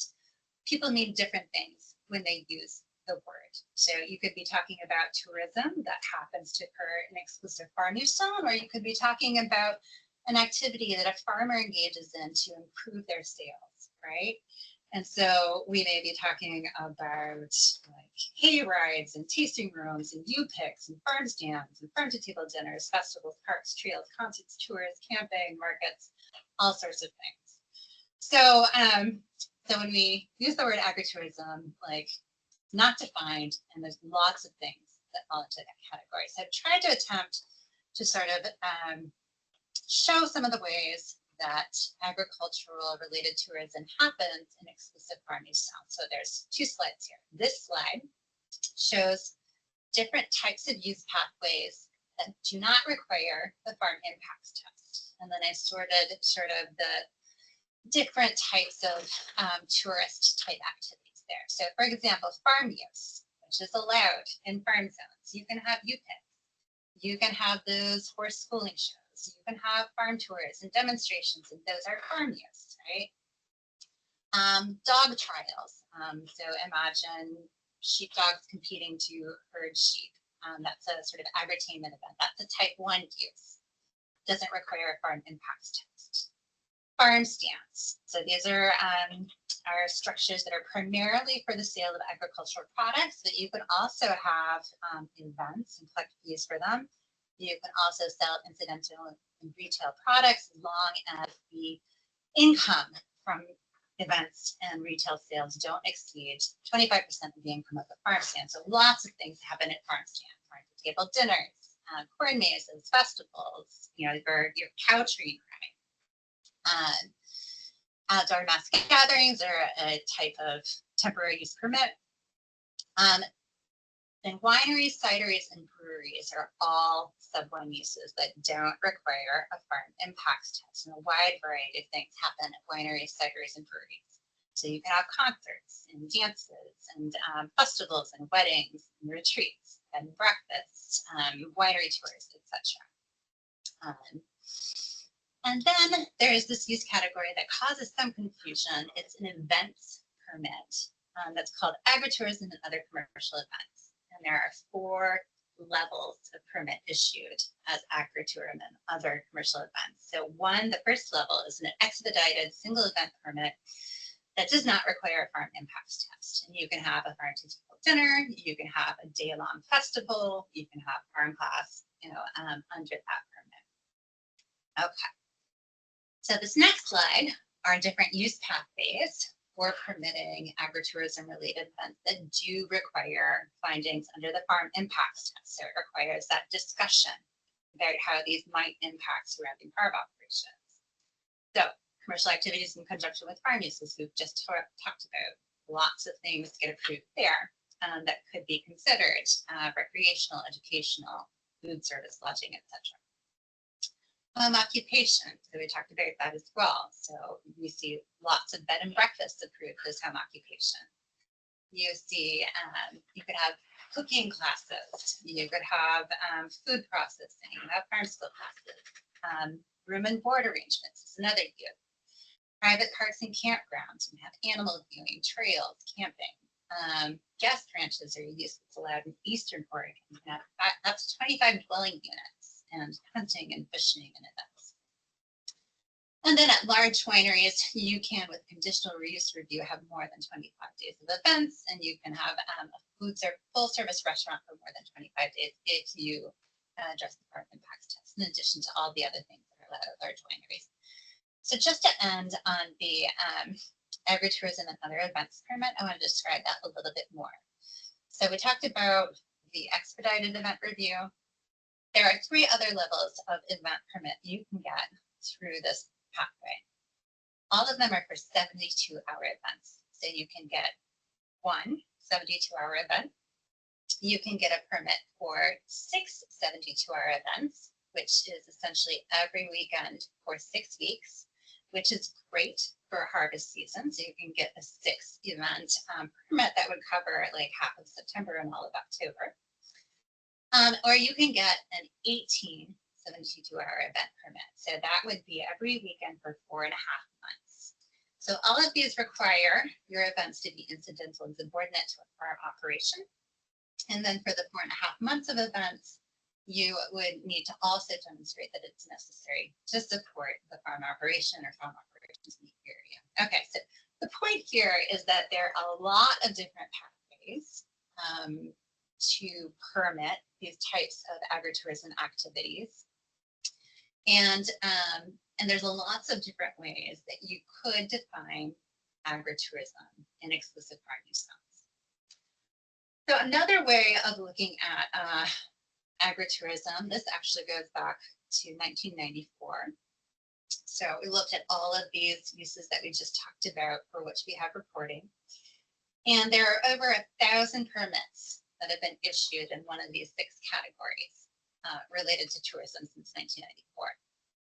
So in yellow, there we have lodging and camping. So those are home occupation B&Bs, commercial activity permits that have been issued for lodging, camping, and guest ranches. So 29% of all of the permits have been for lodging.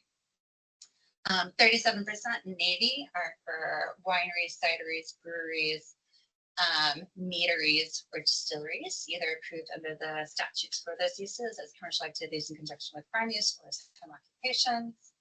In green, you have events at 18% of all of those permits. So agritourism event permits, home occupations that were permitted as event venues, reflected in conjunction with farm use, event to park permits that have been issued, and dog trails. So the point here is that there are a lot of permits issued for these types of activities. Actually, about 30% of all non-residential, non-farm permits issued since 1994 have been for these types of tourist-related uses. And I think it's really important when you talk about applying the farm impacts test, which some of these require some of the more intensive or whatever. It's important to note that the farm impacts test has no requirement for long-term cumulative impact of other uses such as that as it relates. There's becoming to be more and more of an implication of cumulative impact in that test that is yet to be developed, I think, in some ways. So. Yeah, and as Jim points out, it's really difficult to talk about agritourism. One, because there's a lack of definition. Two, we don't know if we're talking about tourism in a crime zone or something.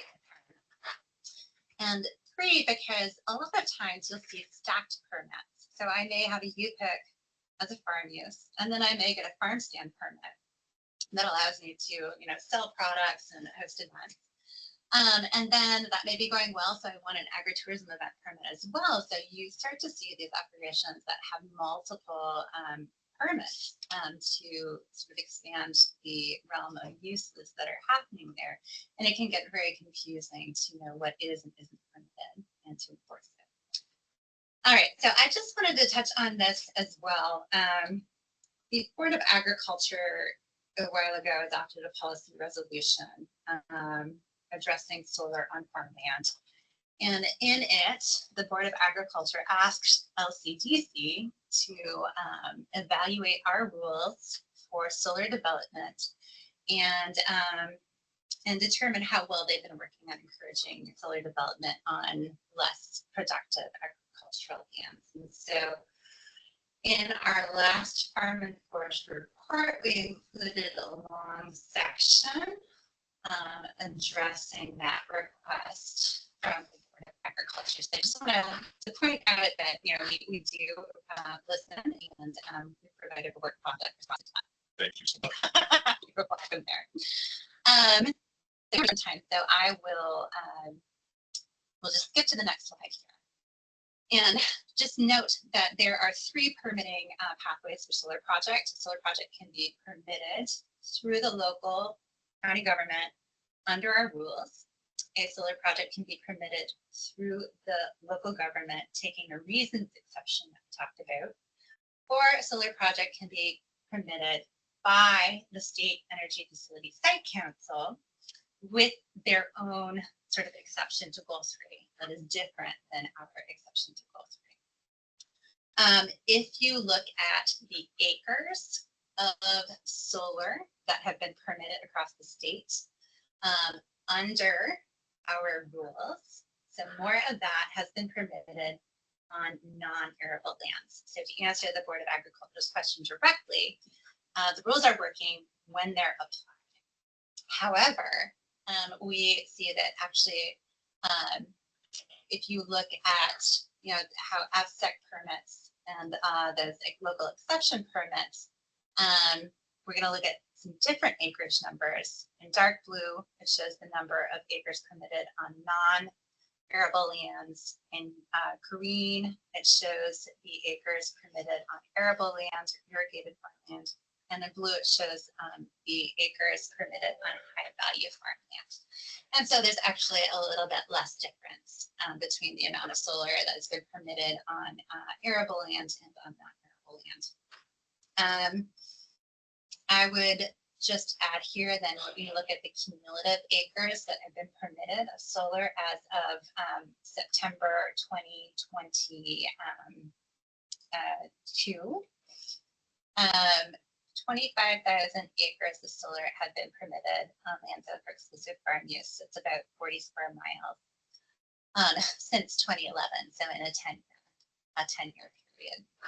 And the map on the left-hand side shows number of acres permitted. So the counties that are shown in dark colors have more than 6,000 acres of solar permitted. When I republish this, Morrow is going to change Dramatically. color dramatically. It may be its own color, actually. And I was just thinking of Jim, your ranking of the agricultural production and Morrow County being number 2 up there. Anyway, so I'll wrap it up there in the interest of time and turn it over to you. And I'm going to try to move through some of this really quickly, recognizing this, but this is really kind of Jim? important. Yeah, This is Carla. I wonder, I know you guys have a few slides to go. We are past our break period. I wonder if we should take a 10-minute break and then come back and wrap up so we can allow some time for some questions. So it's up to you. But I'm thinking that we should take a 5 or 10-minute break and then come back, finish your slides, and then allow for questions. that's fine. You know, I need 5 minutes and that's about it. So Maybe we could wrap you up and then take a break. yeah, I mean, we're really close to the end actually, but we do need to talk about Right to Farm a little bit too. But let's go I ahead don't and want to take- cut you off, but so let's keep going, but let's wrap it up here if we can by 3 o'clock, and then we'll start our question and answer period. So it's really important to recognize that when you're dividing land, parcel size has nothing to do with approval of land uses.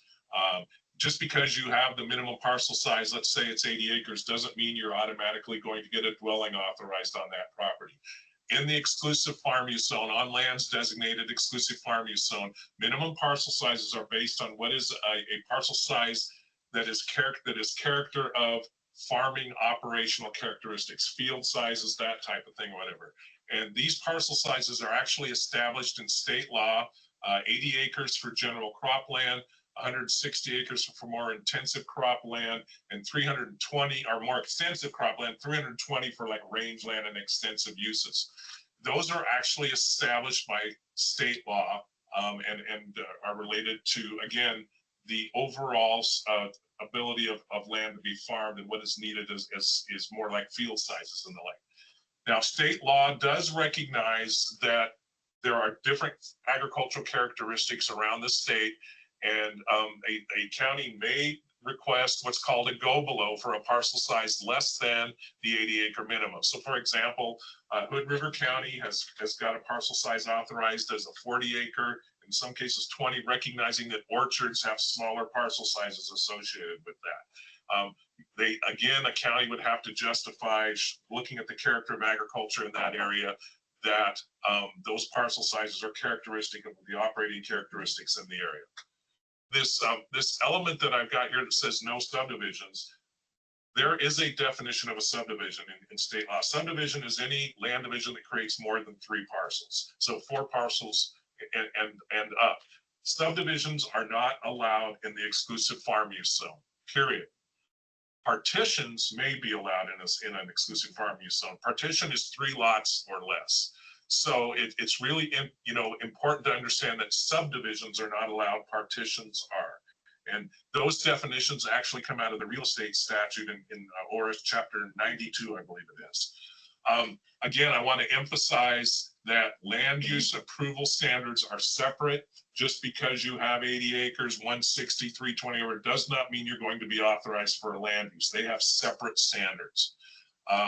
And then for non-farm dwellings, there are different requirements for land divisions. In fact, if you're going to do a non-farm parcel, you really want to get it as small as possible to still recognize that the rest of the land is suitable for farm use.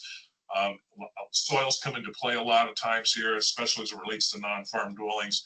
I don't want to spend a lot of time here, but it recognizes that, you don't want to require a 20-acre parcel for a non-farm dwelling when 15 acres of that land is still quality farmland, for example. And it's removed from subdivision.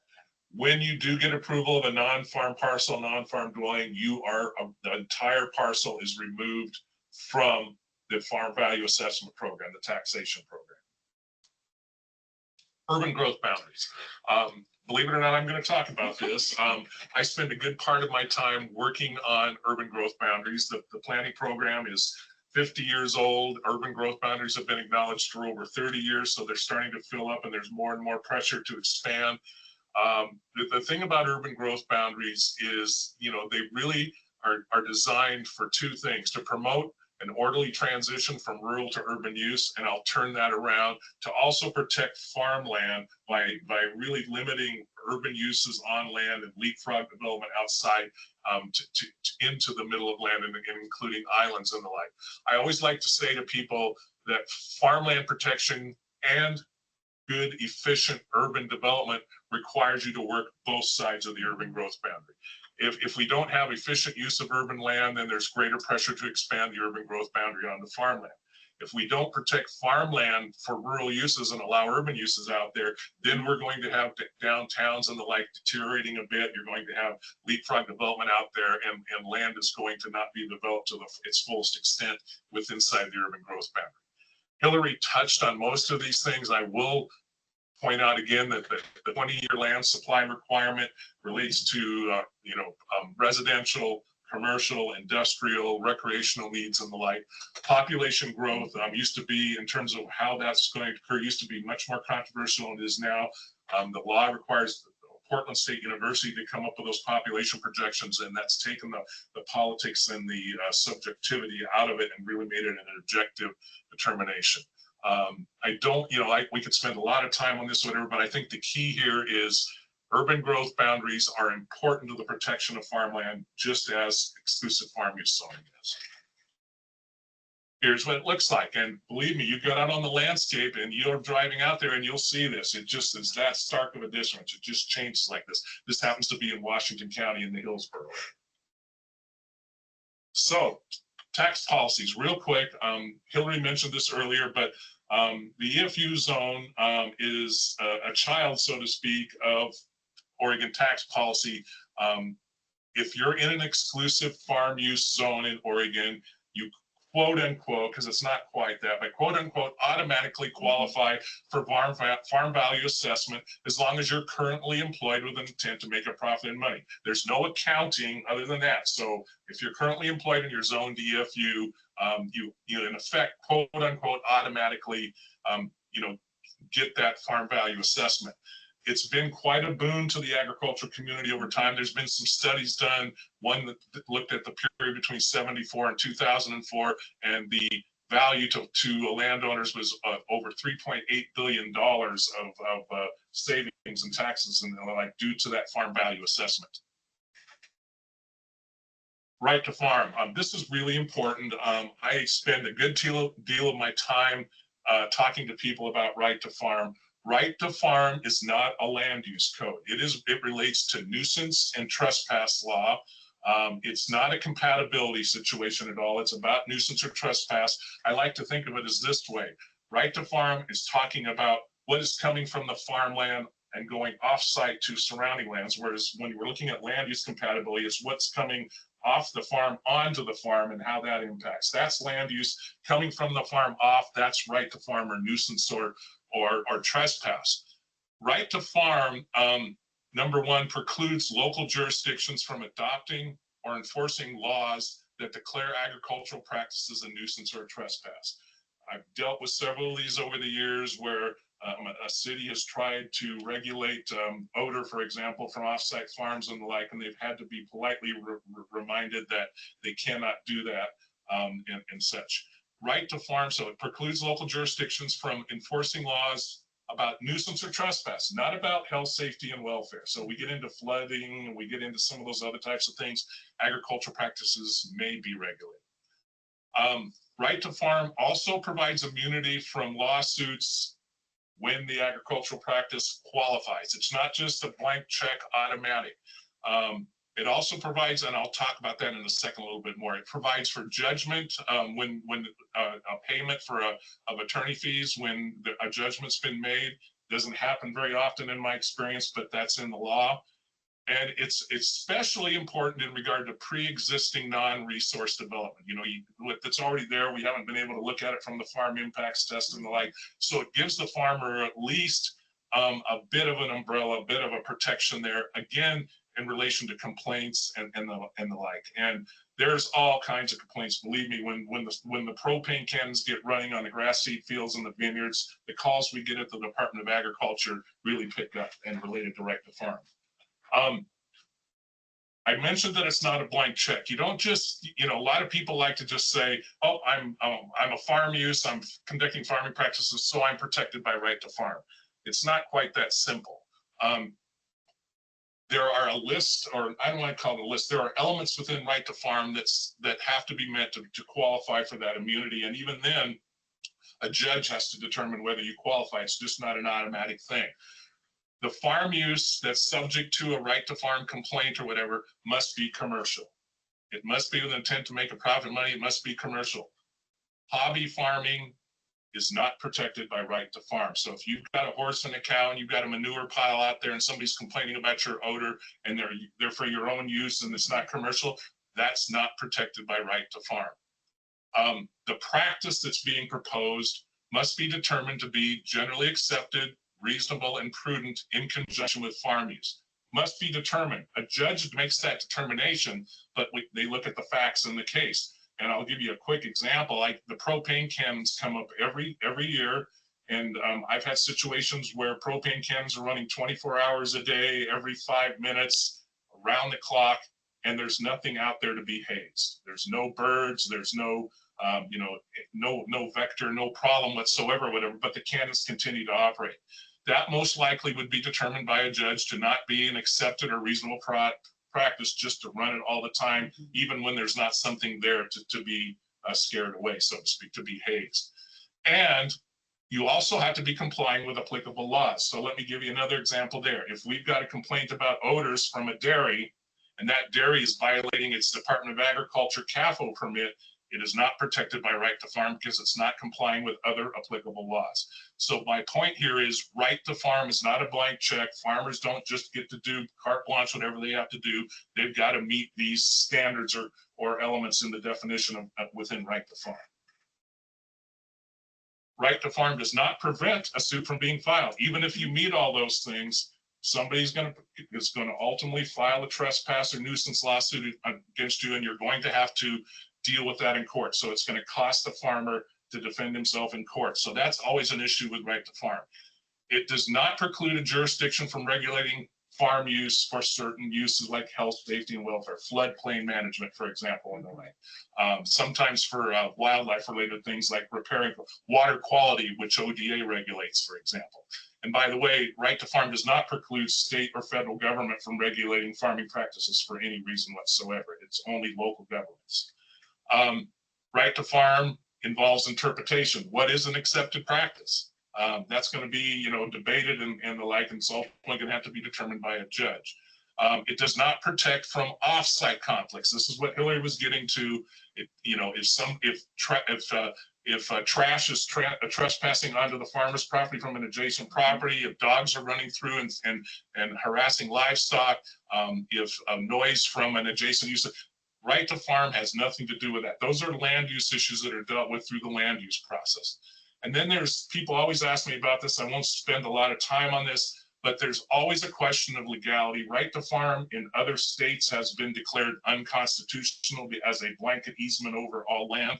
I'd like to think, and I'm not a lawyer, so take this for what it's worth, but I'd like to think Oregon does not have that same liability as other states, because right to farm in our state is tied to zoning. One of the other requirements for right to farm is that the subject land that the farm is on must be zoned for farm use. So all of a sudden there's not that blanket anymore. There's that nexus to an actual protected class, and it's really focused on that. If your land's not zoned for farm use, and even if you're conducting a farming practice, you're not protected from right to farm. So. And I was just clarify, that doesn't necessarily mean exclusive No. farm use. It just means that your rural residential zone allows. Yeah, you could be in an urban growth boundary in an industrial zone, and if that industrial zone allows farm use, there's a good argument you're protected by right to farm. I won't be quite as outright as you. That's not been tested in court, but I think I would agree with that myself. So. Right to farm does not protect from off-site conflicts. It does not preclude a jurisdiction from regulating farm use from a land use perspective in terms of those things I talked about. And it recognizes you know, it's really a good tool in recognizing competing primary land uses and transitional edges. And that's where the real problem's in. You're on an urban growth boundary edge. Well, those urban uses have a right to exist under the urban zoning. The farm uses have a right to use in the farm zoning. And so there's kind of a conflict there. Remember, rural residential uses are not a primary use. They're an exception use. Those are exception zones, and they were only approved in that exception once it was found that that exception area and the uses allowed would not adversely impact surrounding farming practices. And I have to remind people that all the time. It's not just that the land's not suited for farm use, it's also that the land is compatible with the surrounding farm uses and the uses. And at the bottom, so these are all land use issues, right? The farm doesn't deal with that. And I would just add that not only in the exceptions process, but also in the urban growth boundary extension process, there's a global team locational factor that requires determination of compatibility with land use. So real quick, easements, we're getting close to the end, Carla. So this is a new tool in the Oregon Planning Program, or in the Oregon Natural Resources Program. It's not part of DLCD, so the Oregon Agricultural Heritage Program was created several years ago, and Lisa can talk about this more since she was over at OWEB for several years running the show over there, so to speak. Easements, conservation easements, basically are a contract in effect that's put on land that basically compensates a landowner for development rights in exchange for compensation. And the easement basically precludes a lot of different types of land uses. It's a good strategic tool. It's a good tool for farm succession planning. I would point out there's not enough money in this state, or for that matter, probably in the world, to use easements to protect the amount of land needed to keep a viable agricultural industry going. But it is a good strategic use of tools when used in the right places, but it cannot replace a land use planning program. And hey, gosh, we're done. So thank you so much for listening to us. I knew we took more time, but you know, of course, we had those technical issues at the start. And Carla, maybe we take a quick break here and come back for questions. It's up to you guys now.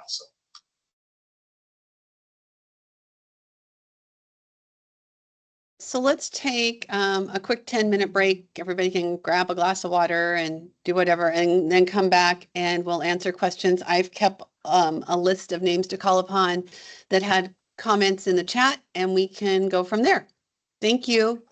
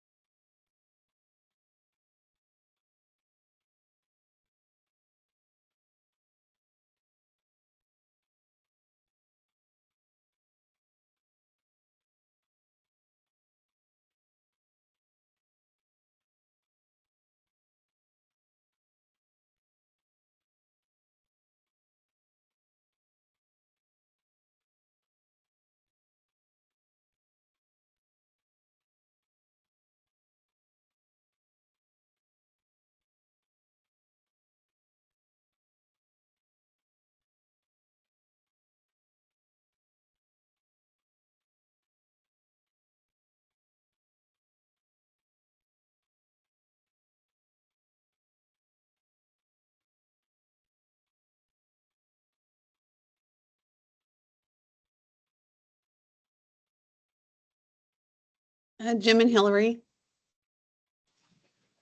So I've kept a list of people that had questions in the chat. Are you okay if I kind of facilitate calling upon them so that they can ask their questions and we start there? Does that make sense?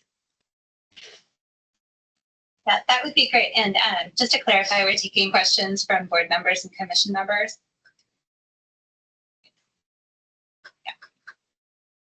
Okay.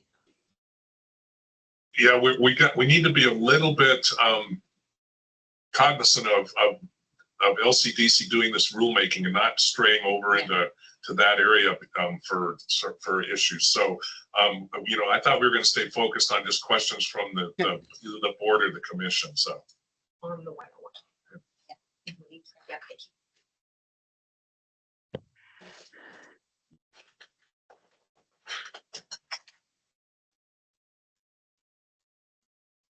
Lisa, I think Elin Miller had a couple of questions. Maybe we could start with Elin and go from there. Hey, you guys, do you realize you're not on mute? Yes. Yeah. Yeah, we asked Okay, the to perfect. ask the question. Yep. Okay, great. Thanks. Thanks, Elin.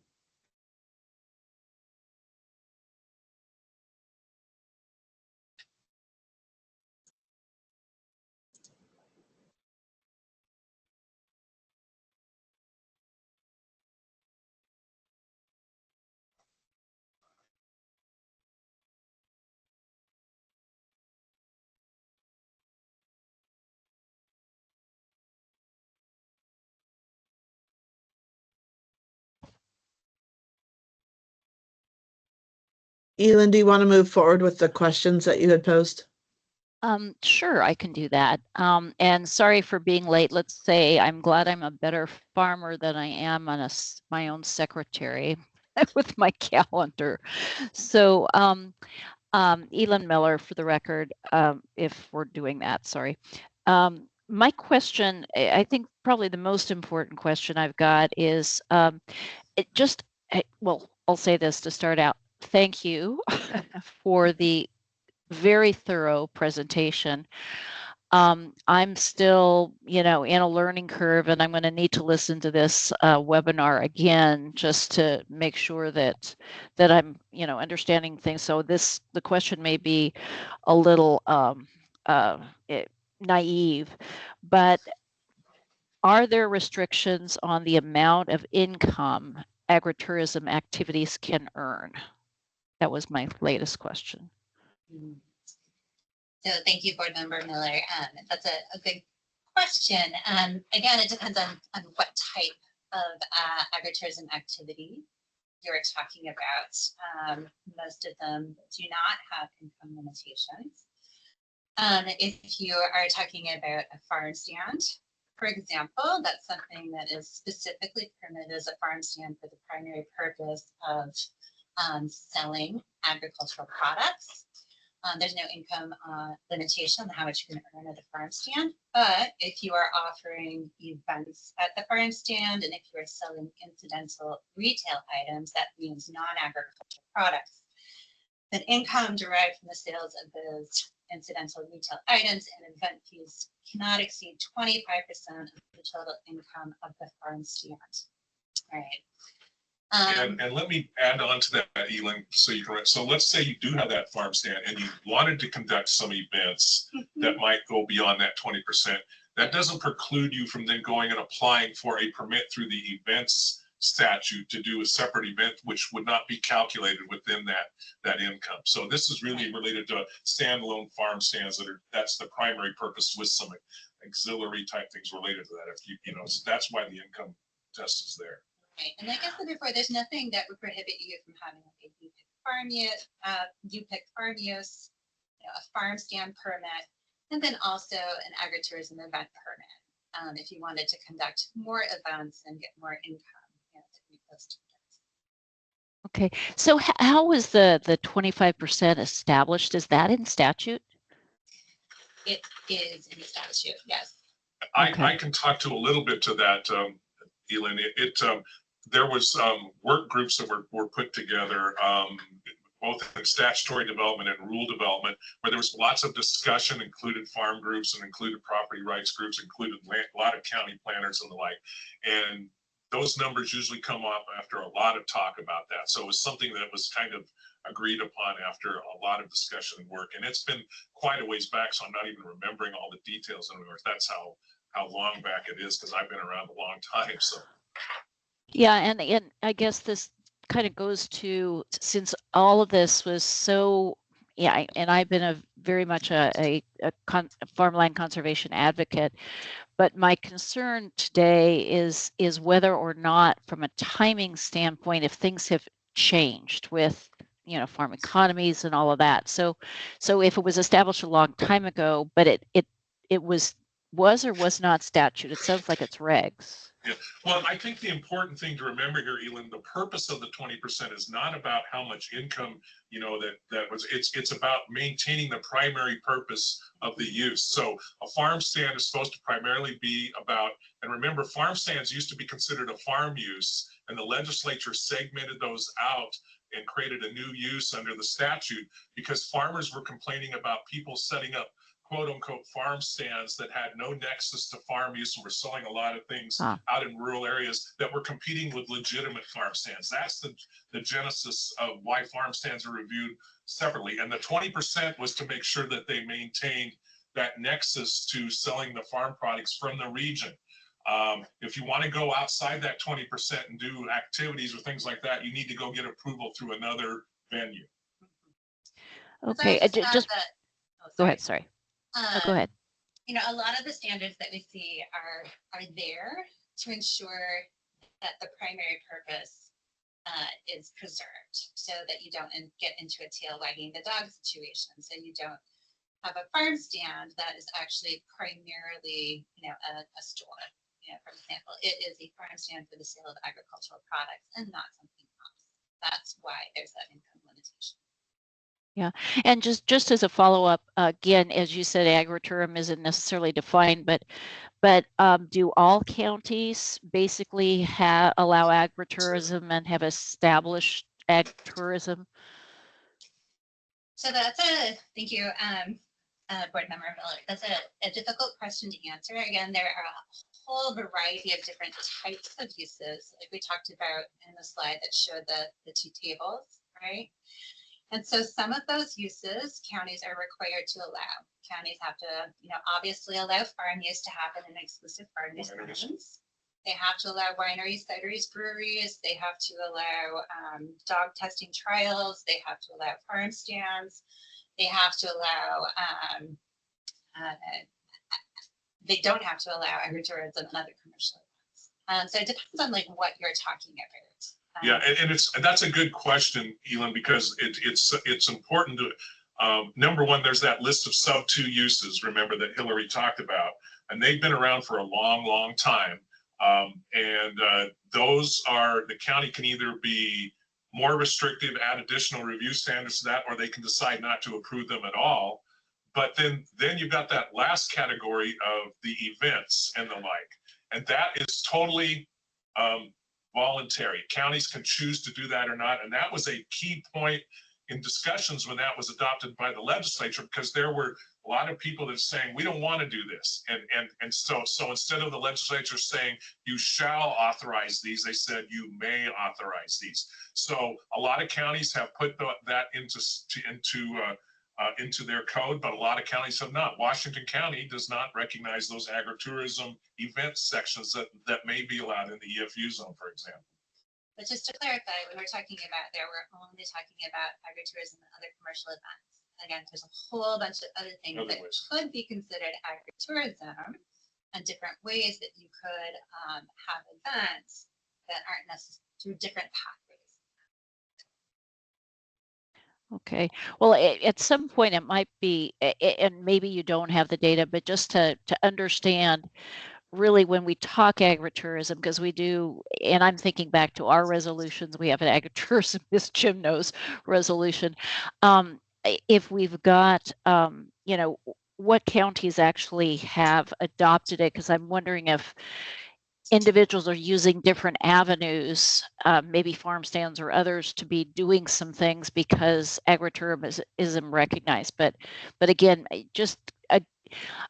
I guess my worry is to ensure that, yes, we absolutely conserve and protect farmland. At the same time, if that additional income is a make or break for a farm, we might lose the farm. So anyway, that's my emphasis of the question. But I'll stop here because I've kind of capitalized on some time. Let somebody else go.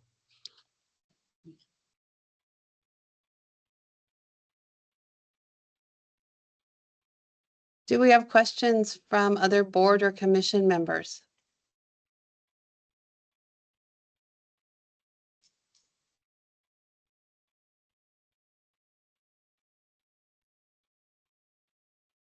So let me see if I can grab onto a couple of them. Jim, you and Hillary talked about farm use lost, farmland lost over time. Where does that typically go? Is it out of production? Is it pulled into UGBs? Where would we typically anticipate that? Yeah, so when you look at the Census of Agriculture, it doesn't tell you where it went. It tells you that it's no longer in farm use. However, I use other tools to do that. And the Department of Forestry does a great study where they do aerial photo interpretation so that they can look at not only land that's gone, but what was it before. And when you look at that study, a lot of the development, and American Farmland Trust has done the same thing. So you can look at those two sources. And when you look at it, urban growth is part of the issue, but a big, vast part of the loss of farmland is related to low density rural residential development. And of recent times, a bigger chunk of the footprint that's being converted relates to energy facility siting. So those are the three categories, low density rural residential development, energy facility siting, urban growth to some extent, and then what's really hard to calculate, but we're starting to see it through Hillary's reporting and the like, is the cumulative impact of all the non-farm uses together. And sometimes those non-farm uses have some relationship to agriculture, but they're not called non-farm uses for nothing. Yeah, and I would just add that in the Farm and Forest report to the legislature, we talk about some of those data sources that are different ways at looking at farmland conversion. So there's farmland that's clearly lost through zone change or through an urban growth boundary expansion. And so we know what's happened there, right? Then Jim mentioned that Department of Forestry report is amazing. They have been collecting imagery since the 1970s, and they can show how that has been converted to different uses. It's a great report. We talk about it in the biennial Farm and Forest report to the legislature, and it shows how that land cover has changed over time. And Lisa, we at ODA, we have helped fund that at different various times over the years also. So we have a finger in that, so to speak. Okay. I was going to ask another one for clarity. So where might someone go to find out about farmland and its ownership in Oregon? Would that be in the ag statistics? Yeah, that's a difficult one. I get that question all the time. When it relates to things like foreign ownership and the like, for example, the USDA does some of that type of thing, but it's at a very gross level. It's very broad. When I've had to do ownership evaluations or the like for a case or whatever, I've actually had to do my own analysis by going to the county assessor's office and starting to just look at records and seeing who owns what. There's not really, the Census of Agriculture might have some broad categories like foreign ownership versus private, but it doesn't get into anything other beyond that. I can't, for example, I get questions sometimes, gee, how much land does China own in the state of, Chinese investment own in the state of Oregon? I don't know. Kind of thing. So that's a difficult one, and ownership is usually not an issue in land use. In the land use world, it's more of a different kind of a political issue sometimes, or a social issue, but it's not generally land, because whether it's owned by you, Lisa, or me, or by the country of X, that land is still land use wise available or not available. Thank you.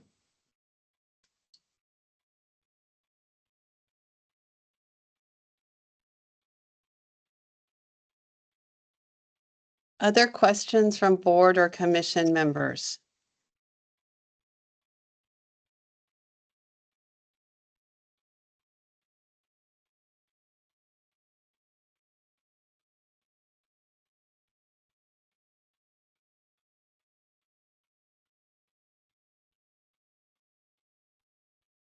So the presentation will be posted on ODA's YouTube channel. Carla mentioned that for people who left early or had questions and wanted to listen to it again. Carla, will you post the slides as well? So it's just the slides? Yes, I will plan to post the recording as well as the slide deck. Okay.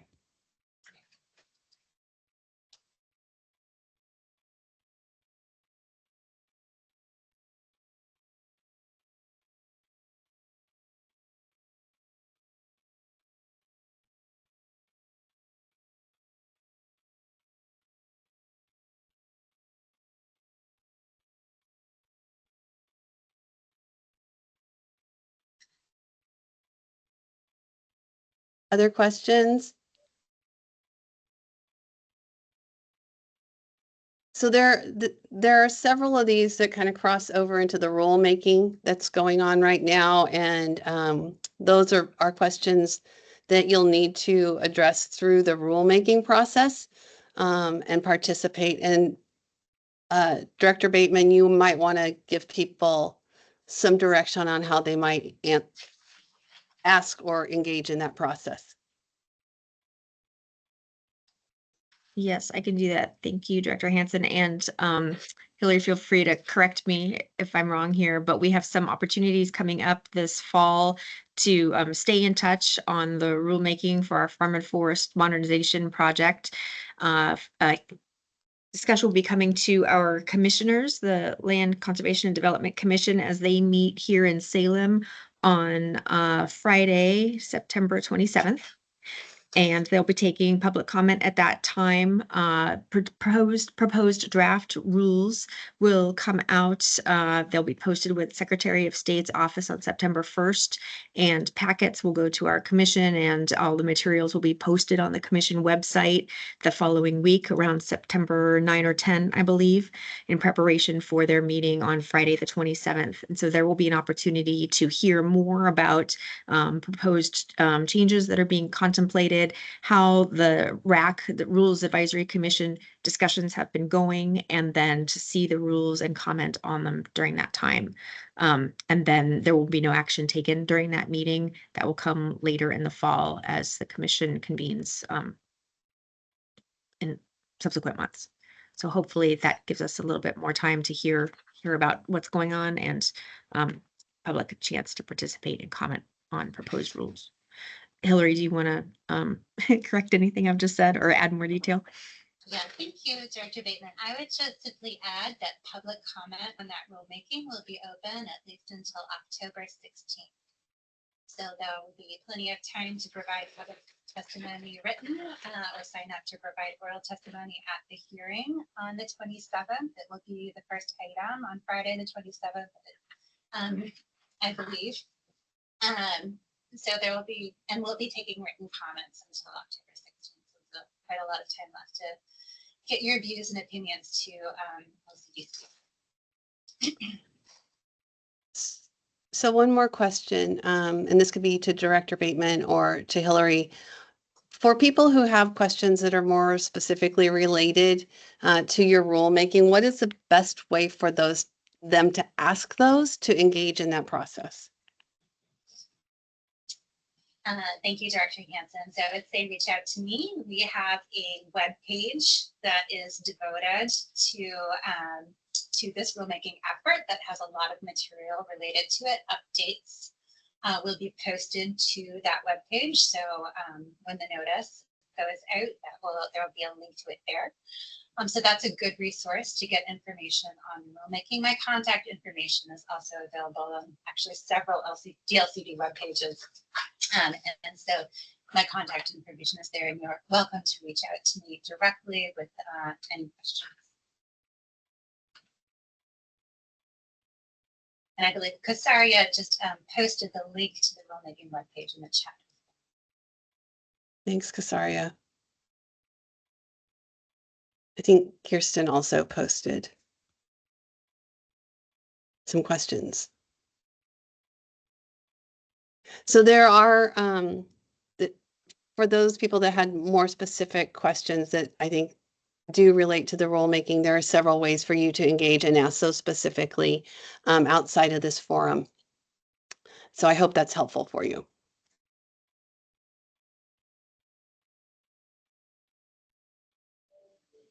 We were hoping that this forum would provide the platform for a foundation, I think, for both of our boards and commissions to just have a solid overview of the development of the land use system and much of the process around it because of some of the questions that have been evolving. So, thank you so much for that foundation. Director Bateman, is there anything else from you or Chair Miller in terms of comments or questions to help us wrap up? I just wanted to thank our presenters and thank all of you who hung in there with us this afternoon for a couple of hours. Hopefully you found this to be helpful and the conversation will continue. Thank you. Yeah, thank you for letting me speak. Elin Miller, Chair of Board of Ag. Thank you. We were struggling. Some of us have a very steep knowledge in this area, and many of us do not. And some of us are new on the Board of Ag. So hopefully this was helpful for all of us to get some basic grounding. But honestly, this is so complex, and we've got experts that we're presenting. And I think the key is to, as government agencies, if we can simplify things so people can really understand how to go about the challenges and dealing with the issues and making sure they're in full compliance, I think is key here. But appreciate you starting our learning curve. Thank you. And I would just thank all of you for participating and encourage you to participate in the rulemaking if you have specific comments for that, as well as, reach out to Hillary or others with your specific questions so that we can help to answer those the best we can with what we have in place. And with that, I think we can wrap up. So thank you, everybody, for your time. And thank you so much, Hillary and Jim. Okay, thank you. Thank you all.